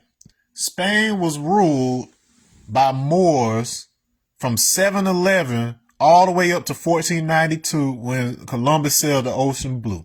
So they were getting them folks out of the way. All right. By her marrying him, England moved back from the Protestant Reformation back to the Catholic Church. All right. The Catholic Church is a fascinating player when it comes to what happened in Africa, not for the obvious reasons that you know. Well before all of this went down, the Congo Kingdom, which I've talked about countless times, along the equator of Africa, the real life Wakanda, really, they were recognized by the Catholic Church and the Portuguese for their kingship or whatever. So they had they had the same kind of global rule type of privileges, whatever else, to what they had or whatever. So in terms of monarchies and all that good stuff or whatever, this kingdom was on par and seen as equal there. But what ended up happening was that relationship soured when the slave trade came about. All right. And so it became a thing of the Portuguese trying to take that over. Then we had Belgium messing around in that region and so on and so forth. So they knew that there was something of value in the African interior. And for the longest time, they could not go there. They used to talk about the African interior all the way back in Greek times, where only the gods were able to come to their region, the land of the spirits, the land of the blameless ones, as they used to call them. All right. And the people of Europe, for the same reason that Neanderthal never entered the African continent, people from outside of Africa had great difficulty being able to make it into the African interior because of the mosquitoes, the malaria, different diseases and stuff of that nature. They were not adapted to it.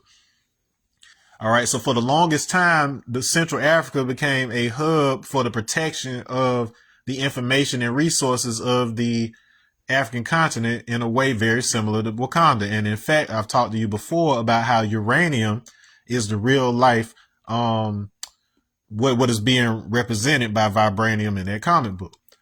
All right. And so, so what happens, because they were connected to the Catholic Church, and then Congo has one of the most important syncretic systems between the Congo Kingdom and Ethiopia. They are the ones who have African spirituality coupled perfectly with Christianity. It's not something that was overtaken. It was not something that was changed. The technology that Christianity is informed by the Greeks was derived from what they learned from the Egyptians, who learned it from the Nubians, who ultimately got it from this shared system. So the system of exchange which I've been showing you with regards to energy and was translated into trade as it relates to finance, originates from the Yoa. So this is where we get Yahweh, Yoa. All right. And so each of these four movements represents the seasons. It represents the movement of a person from birth to maturity to death to conception at point of rebirth. And it represents the four elements. All right. So we got fire. So I know water's on this side. So fire and water on opposite sides, like what we just discussed earlier. And then it should be, I think air and earth are kind of reversed from what you would think it would be. It's like air here for the potential, and then earth represents your maturity, your solidification. All right. And so essentially you would just move through this cycle over and over. And so as I demonstrated yesterday, you turn this over on this side. We also have a fifth element, the ether. Information allows us to see the whole cycle and then instead do a golden spiral up to the source of the information due to the magnetic. So because of our paramagnetic alignment with the sun, due to our melanin on our surface or whatever, we have the information to we have the ability to interface with that information, whether we're able to do so on a conscious level or not. It's still being stored in our system. And it just simply has to be organized for us to recognize it. So anyways, everything that Christianity is based on this, basically these you can look at it as Bantu pygmy sciences. And then I'll just use Fong as a blanket description of that. So I have Fong DNA. All right. And it is tied to Proto-Semitic and Canaanite linguistics and stuff like this. So this is what they were speaking before everybody else was speaking other shit. All right. And so all right, so these in Igbo culture, these are called the market days. So each one of these market days is represented by a different element.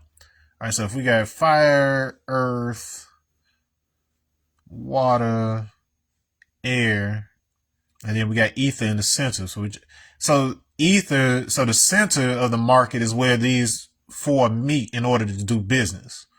All right.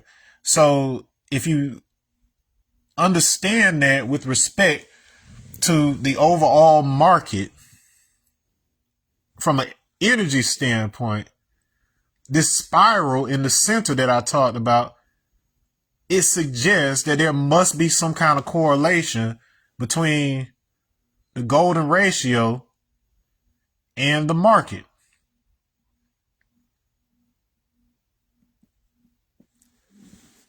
As it turns out, this is one of the greatest secrets that I discovered when it comes to business. They use the golden ratio in order to predict the movement of the market. They're able to calculate when certain things should be happening because it is a pressure gradient. It's basically telling you that there's certain pressures on the market. It has been designed such that it is predictable in its behavior. It has waves. It goes up and down. They know when it's going to be a recession. They know when it's going to be a surplus. All of that stuff is monitored by the using the golden ratio. What does that have to do with all this? Why is this important? Why is this 1555 important? Because 1555 is the exact year when John Locke took 5 African translators from Ghana. So this is the where. This answers the question of where. From Ghana. He took 5 translators from Ghana to England. All right. So now they switched over to Catholicism. They bring these 5 translators. Why? Because the Catholic Church has a specific like law or whatever that allows you to go into places for the purpose of Christianizing people. So whereas they had no precedent to be able to gain access to the African interior originally, by reconnecting with the global Catholic network, they were able to present this as a mission to convert people to Christianity. All right. Like I said before, the African interior was already well understanding of Christianity. Over here in West Africa, where these people, they have their systems derived from the same one system that is well preserved in the Congo, they may not necessarily recognize that their spiritual systems are the root for what became Christianity. So Christianity is being presented as something that's new and interesting. But more importantly, this is where the goal comes back into play. Becoming a Christian allowed you to do business with the Europeans. This is the one thing that has messed up West Africa more than anything else, above and beyond just the brutality of the slave trade, but the mindset of attachment to the money side of it. You had people who abandoned. They had the best technology. They had the best technology when it came to math, geometry. We understood fractal geometry and the golden ratio and all that stuff already. We had that for like thousands of years. But then they were convinced that this Christianity was something different from what they already had. Because these people were like, just take my word for it and we'll give you money. We'll give you opportunity. We'll give you weapons. And so the Arrow Confederacy in West Africa were able to take those resources and then basically control these kingdoms in West Africa. And so, and then Ghana is where we had one of the most important empires in Africa. And so one of the main significance, besides this number 5 that keeps popping up, I keep talking about that, the power. The other significance when it comes to Ghana, if you've watched my other lecture series, is that that's where the Akan are. And Ashanti.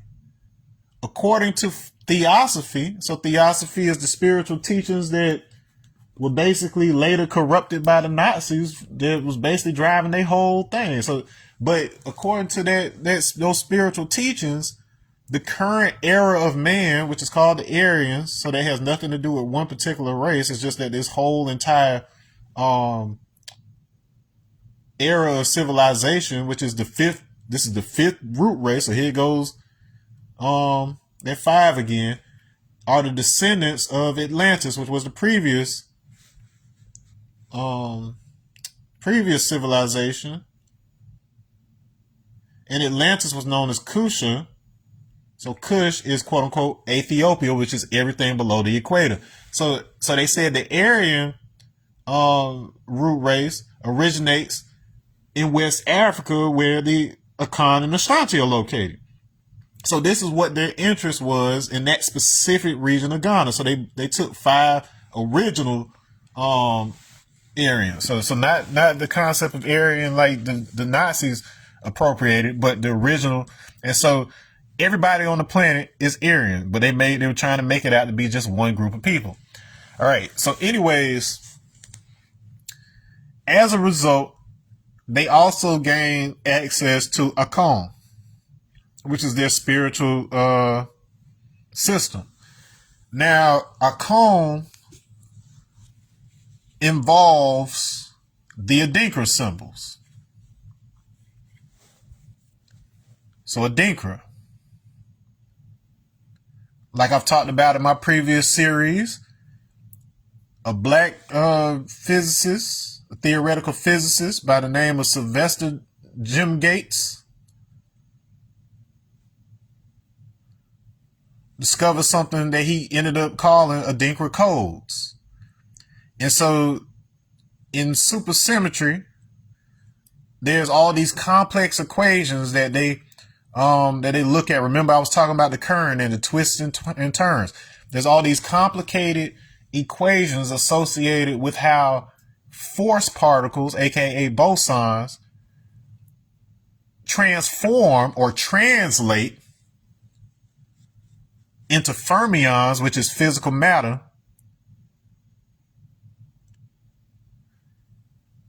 So what he discovered was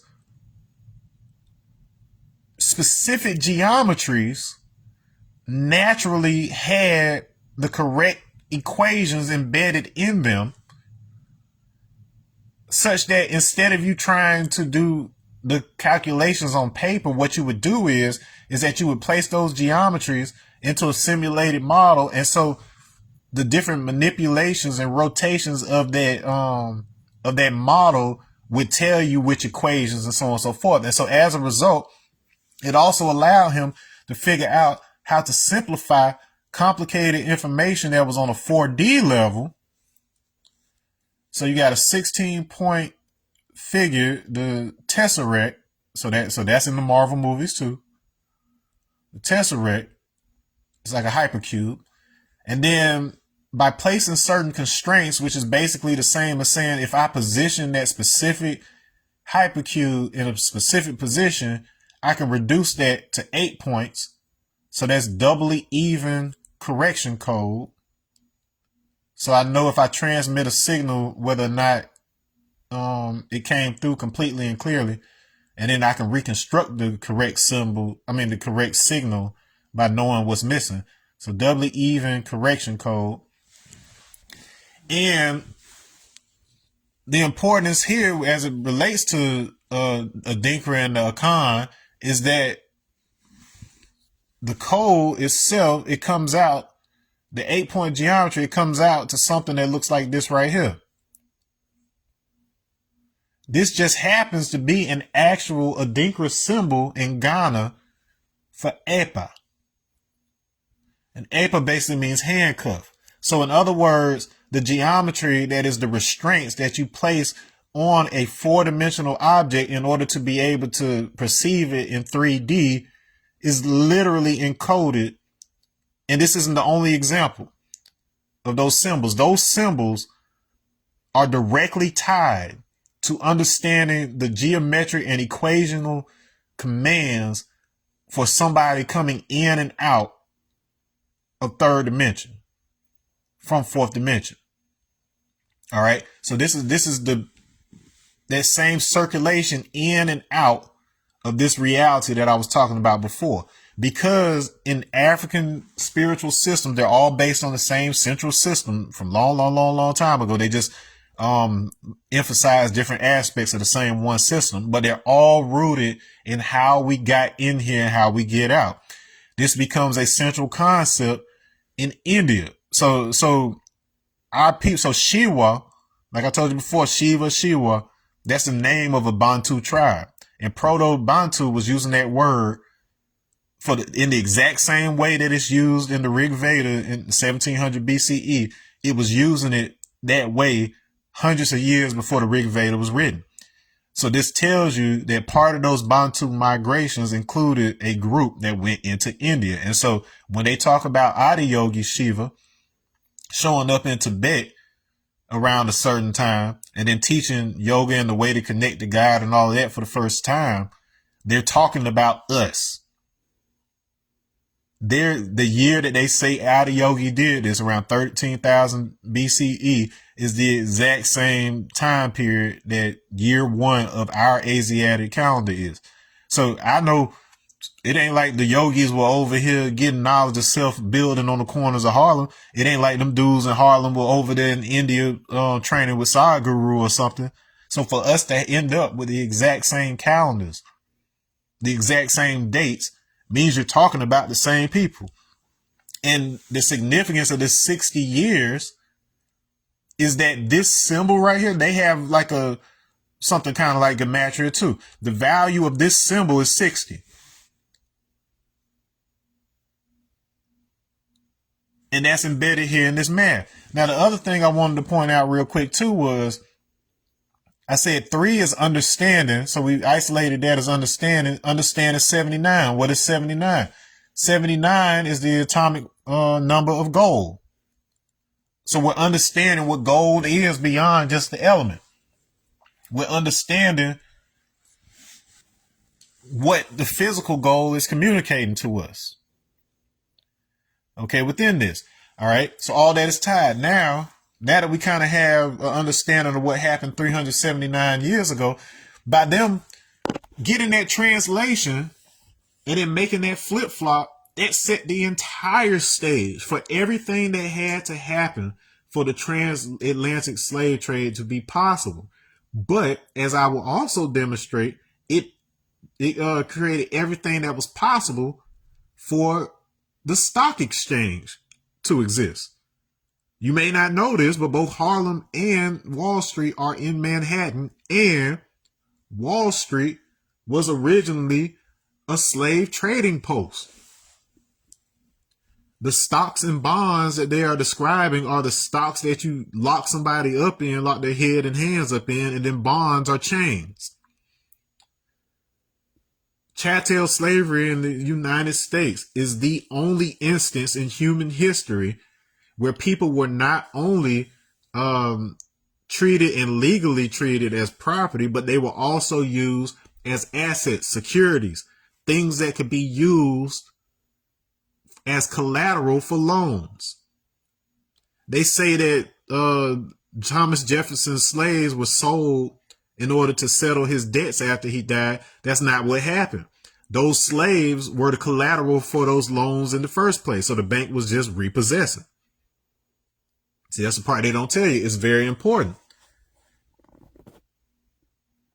And this is what leads us to 60 years ago. What was it that happened 60 years before 1933 that caused such a hoopla that they had that it brought their attention that something was wrong, that we weren't where they said we were supposed to be? In 1873, and I want to make sure I say this correctly. All right, so I want the full version. 1870s. Why 60 years ago? Okay, so 1873. Oh, that's right. All right, so the U.S.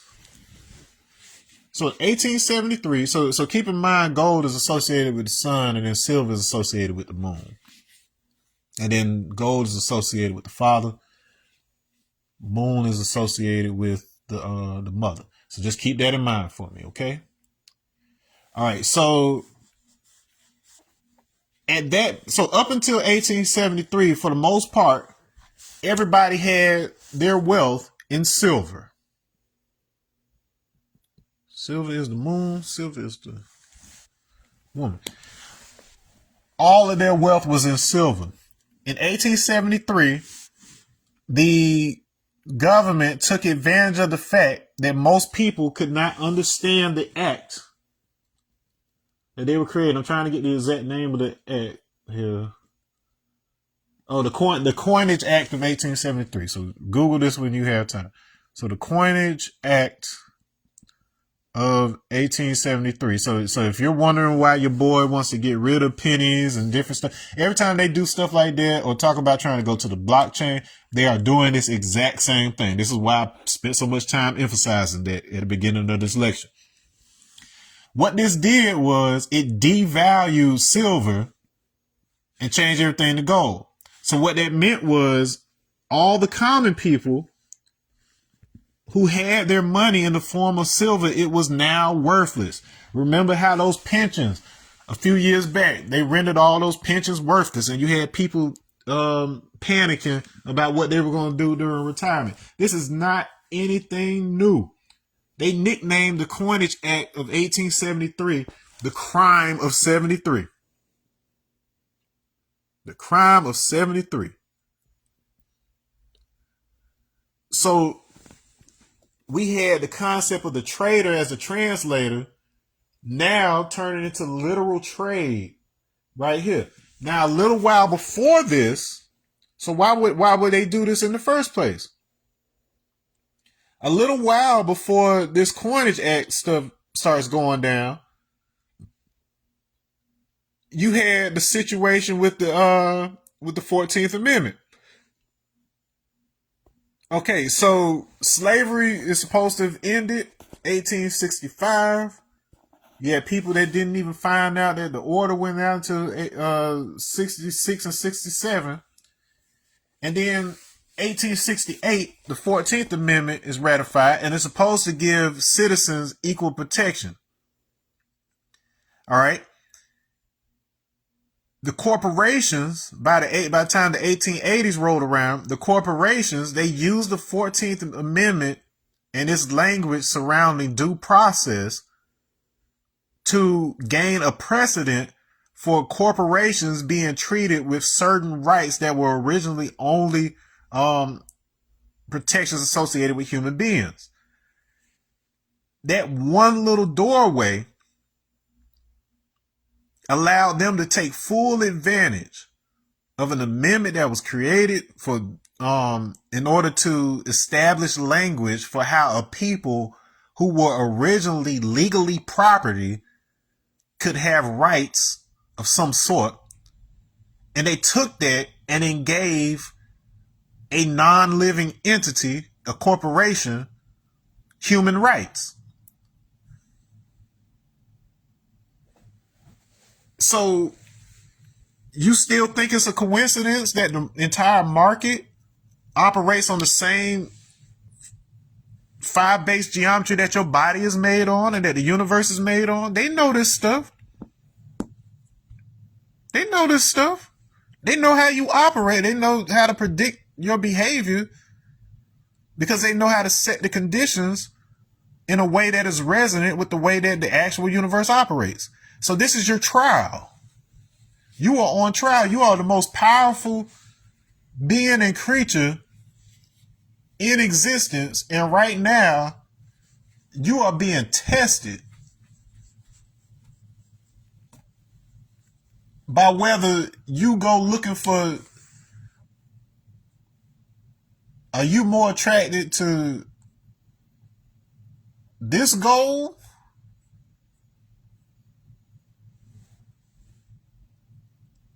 Or in the coins, I'm gonna do some coins. Are you more attracted to this gold right here? Or are you more attracted to this gold right here? Because if you understand this one, if you understand gold,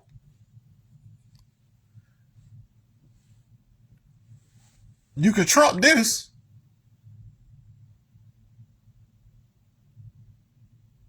Right? If you understand it. But no. You like that stuff too much. You like the shiny stuff too much.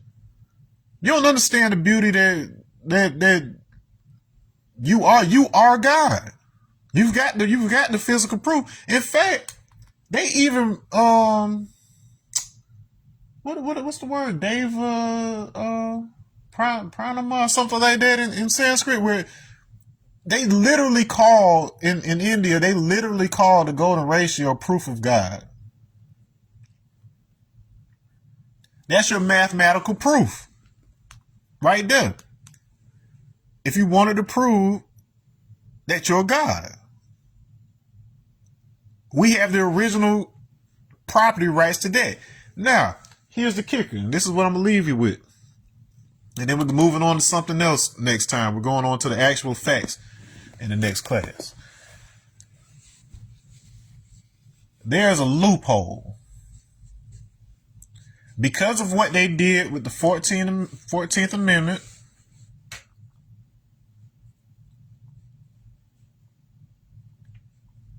Britain, who has been at the center of this whole story, they tricky asses. When they were in India, it was basically established that what's the word they use for murti? So it's essentially a statue of a deity that has the same rights. So it has legal rights. So basically it's a god that has legal rights. It can own property. And similar to like a corporation, it's the people who take care of it. So in this case, the priesthood are basically the same as the shareholders of a company. These people operate on behalf of that entity and take care of it and take care of its affairs. So they handle the actual business. Statute can't handle none of that itself. And so, but these people aren't held liable for anything. It always has to do with the deity itself. And so the deity is even able to sue people. So like a corporation can sue people, so can the entity. So of course the people have to do it on his behalf, but it has all these rights. So here we have another precedent for an inanimate object having rights. Okay, so keep that in mind. You have legal precedent around the globe for the idea of a inanimate object having legal rights. Because an inanimate object can be property, it is instead protected by property rights. Property rights, I guarantee you, especially in our country, are far more protected and enforced than civil rights.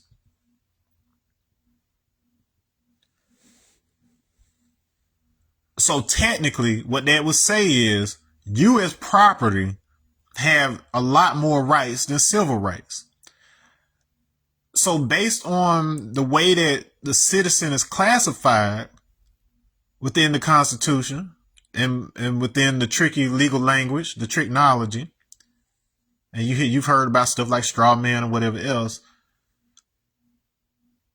any rights that you have or that you perceive that you have is based on the fact that you're U.S. property, because they don't give a damn about you as soon as you're not a U.S. citizen anymore. So you are protected by property rights, not civil rights.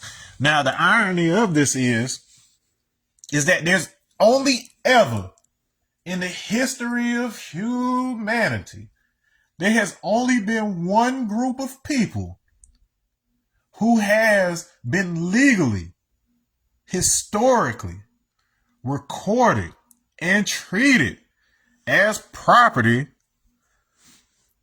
on which debt was incurred.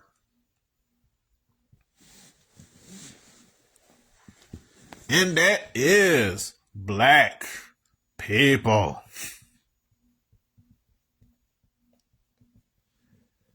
So, from a legal standpoint, the only people on the planet who meet all the necessary definitions in order to prove without a shadow of a doubt that we are deity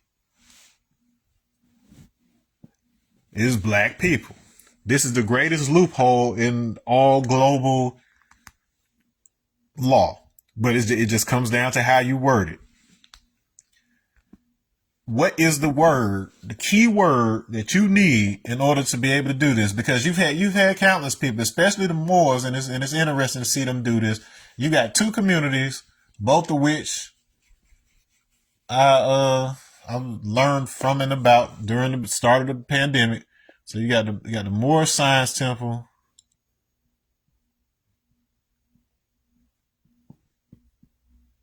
of America. And then you've got the Quantum Grammar community.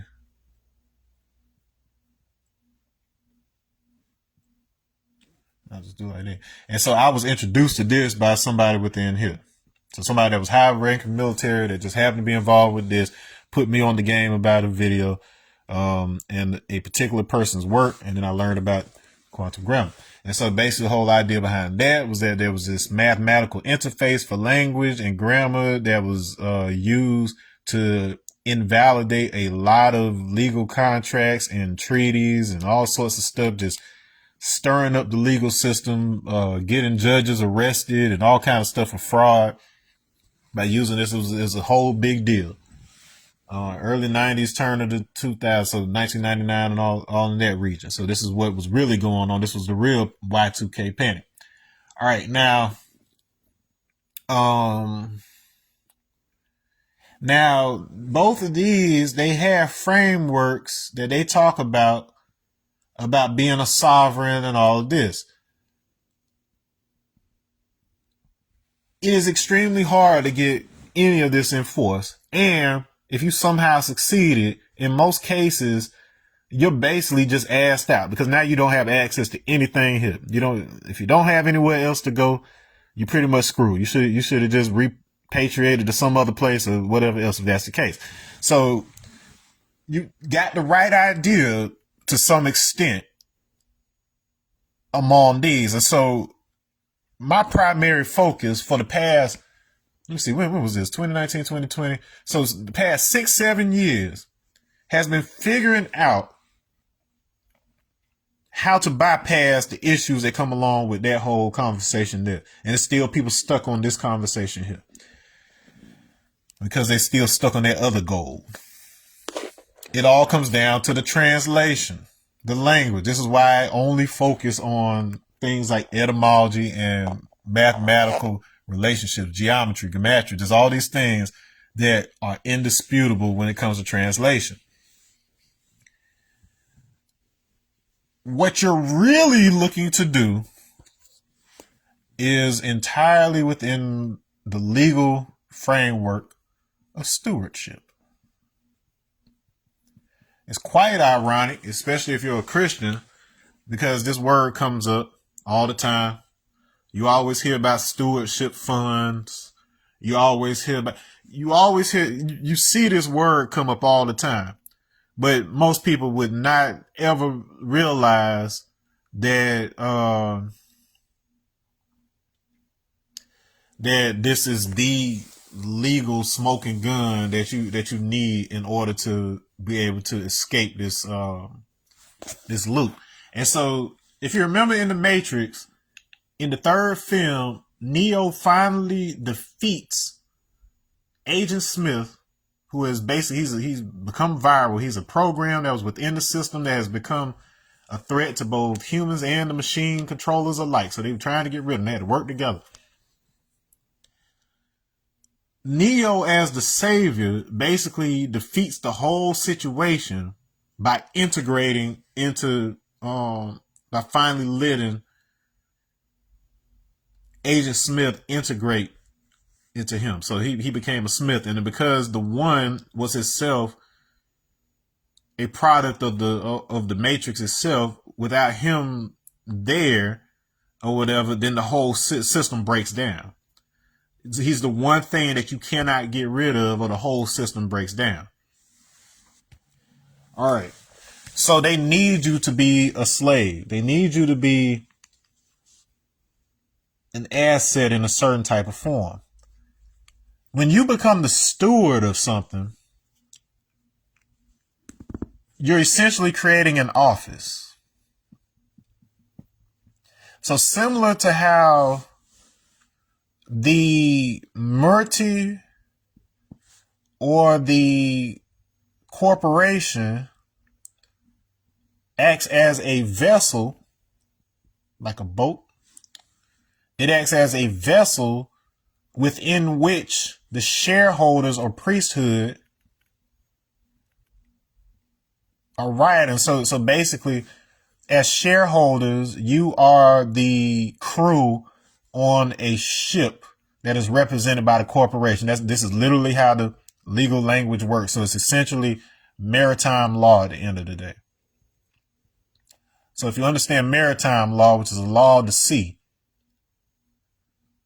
you're essentially understanding Moorish law, how to navigate the system. And when you create an office, it is the equivalent of basically having the Black Panther mantle. That's going to be the easiest way to describe this. Because, I was literally looking at a post earlier today where they were talking about how you got some fans who are upset that they're going to have Shuri as the Black Panther on the upcoming video game, as opposed to T'Challa. Black Panther is a mantle. It is not a person. T'Challa's the person. He just happened to be a Black Panther. His sister Shuri, also a Black Panther. It's a political station. The king or leader of Wakanda is typically the Black Panther. So that's just like you. What it really reminds me of is, you remember how when Trump was no longer president, you still had all those people that were following him instead of the current president. In a lot of ways, that's treasonous ideology. It's the same type of ideology that had the Confederacy, that fueled that. Technically, all those people were traitors. All right, but this is the same concept. So, but anyways, it's a mantle. So, in other words, even if the person who holds that office dies, the office itself has specific protections. And so it's just a matter of who is holding that office at a given time.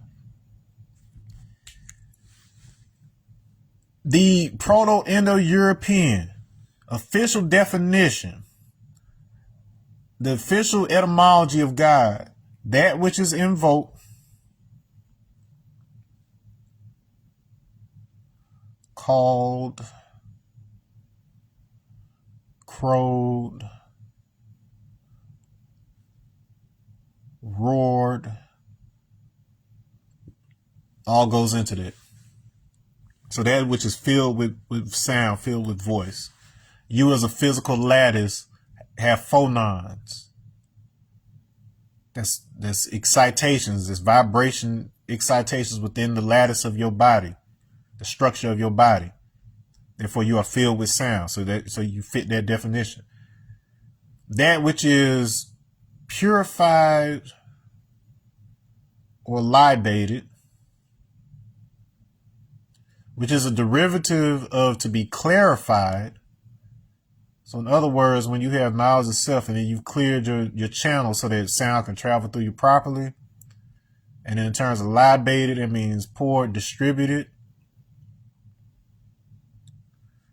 This is the parallel definition to Arabic dal, which means judge, which is the meaning of Elohim.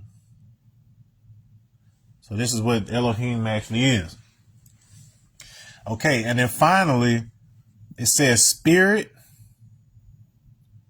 breath, inhabiting a mound. Mound can mean world, earth, dirt, that's whatever else. They told you are Adam.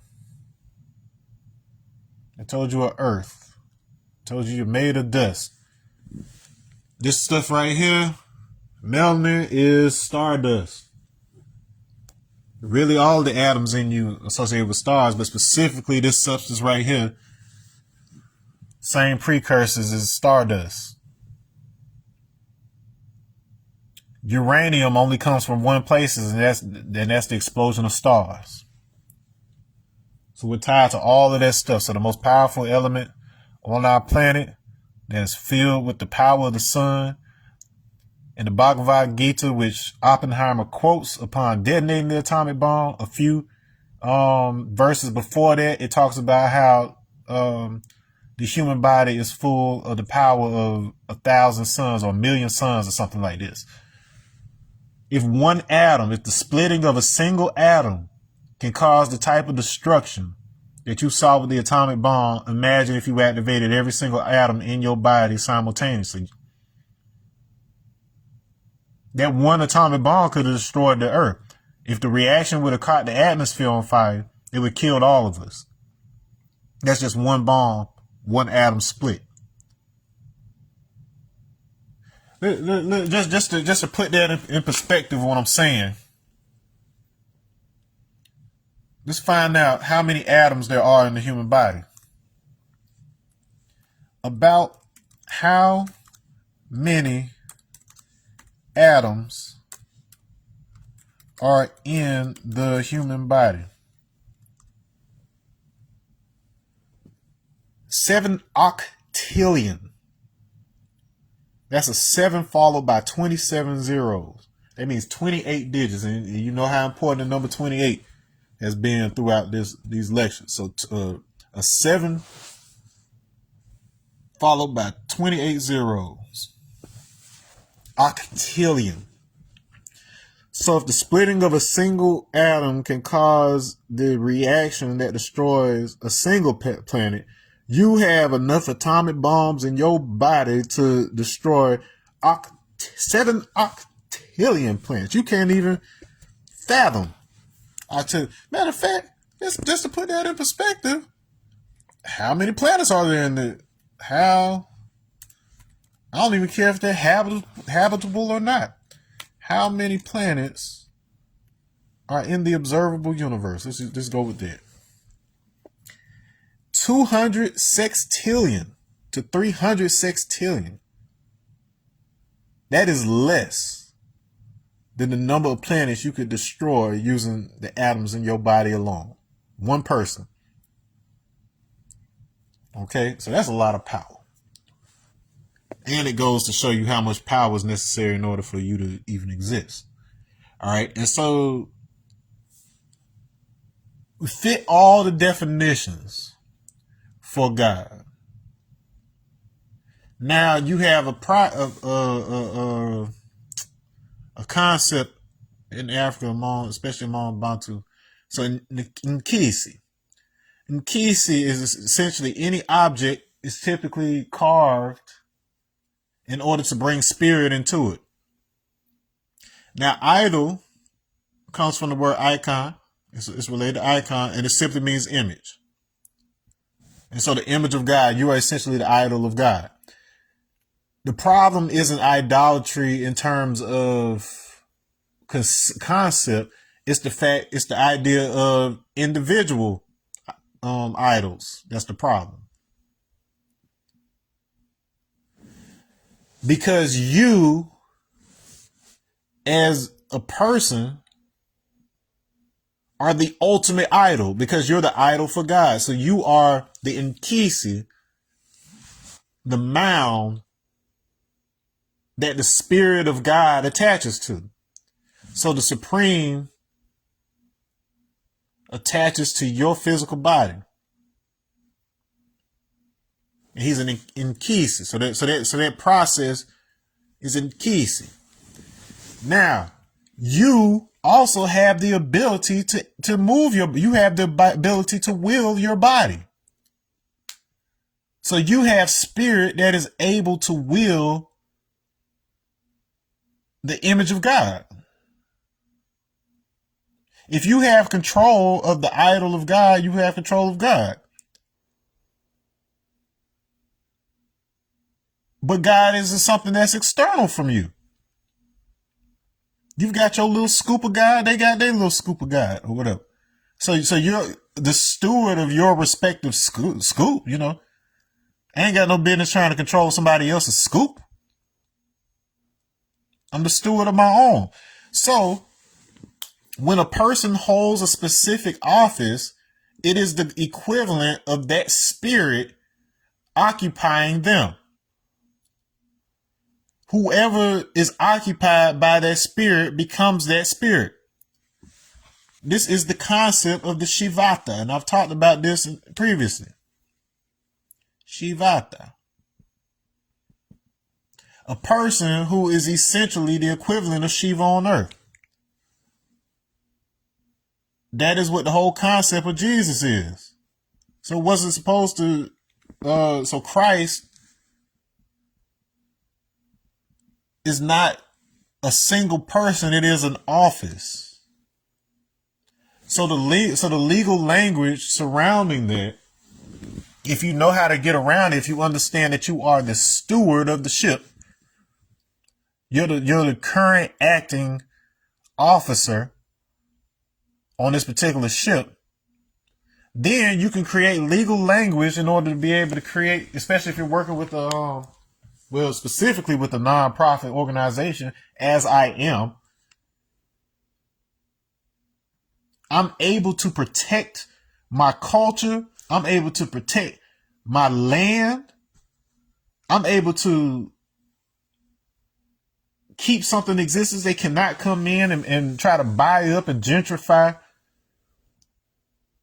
my town and stuff like that if I'm willing to take this office. Now, what comes along with that is you can't be paid. You can't receive the money. You're an object at this point. But if you're somebody who's aligned with a destiny that is associated with improving your community, do basically all the wonderful things that you claim that you would do if you had the money to do it. This is skipping the middleman. By you not receiving money, your community receives all of it. Legally clean and legal. So by you foregoing ownership of the money, you gain the power to direct the money. Instead of you trying to own the current, you're the one who tells the current where to go. You are bypassing the biggest failure of this system, where only a small number of people on the globe are able to direct the flow of money. You are freeing yourself of that entire matrix by doing it. But you'd rather hold 3, 4, 5 bricks of gold instead of being able to have agency that directs where all the gold goes. That's why we're still enslaved. The problem ain't the gold itself. Is you want to control the gold instead of directing it. It is a force. We don't see it as a natural force because we only see the objects. We don't understand the spirit that's behind it. We don't understand those original concepts of trade that we had in Central Africa. When we were talking about the elements, the alchemy, the internal alchemy that governs the external. You have to give up your attachment to what things seem like in order for you to understand what's really going on behind the scenes and what is really informing their power. And then the whole system is an initiation for you so that when you wake up, you inherit the kingdom. Once you understand it, you say, oh, I've been wasting my energy. I've been wasting my money and my resources. I could have just did it this way. That's the secret. That's the secret to all of this. They're just waiting for you to wake up. Recognize that you are God. Be able to prove it the way that I've given you the necessary means to prove it. Use the legal language within their system because you have to be the translator. I know how to translate these lessons into legal language, into a proof that stands up in the court. I know how to translate my own self. I know how to translate my destiny into the conversations that we're having now. The task I was assigned with was clarifying the language. That's what I'm doing. I'm energy master. Energy is information. I'm showing how it manifests and shows the truth of Allah as arm, leg, arm, head. Because I know the one thing about myself that connects me to God, I thereby know all I need to know. And I know which mathematical information I need in order to write the mathematical proof. I know the analogs that they use in the various scriptures for that same concept so that I can translate it to whomever it needs to be proven to. And at the end of the day, Islam is mathematics. Mathematics is I, self, Lord, and Master. So he who masters mathematical language understands the flow of numbers. This is the power that I'm talking about here. This is the power that these lessons are trying to teach you. And on that note, I'm going to go ahead and wrap up there. And we had a good, nice long one here, but it was important to go ahead and knock this out so you can see the full scope. If you don't watch anything else, if you don't share anything else, share this with somebody. All right. And I'll see you in the next one. Peace.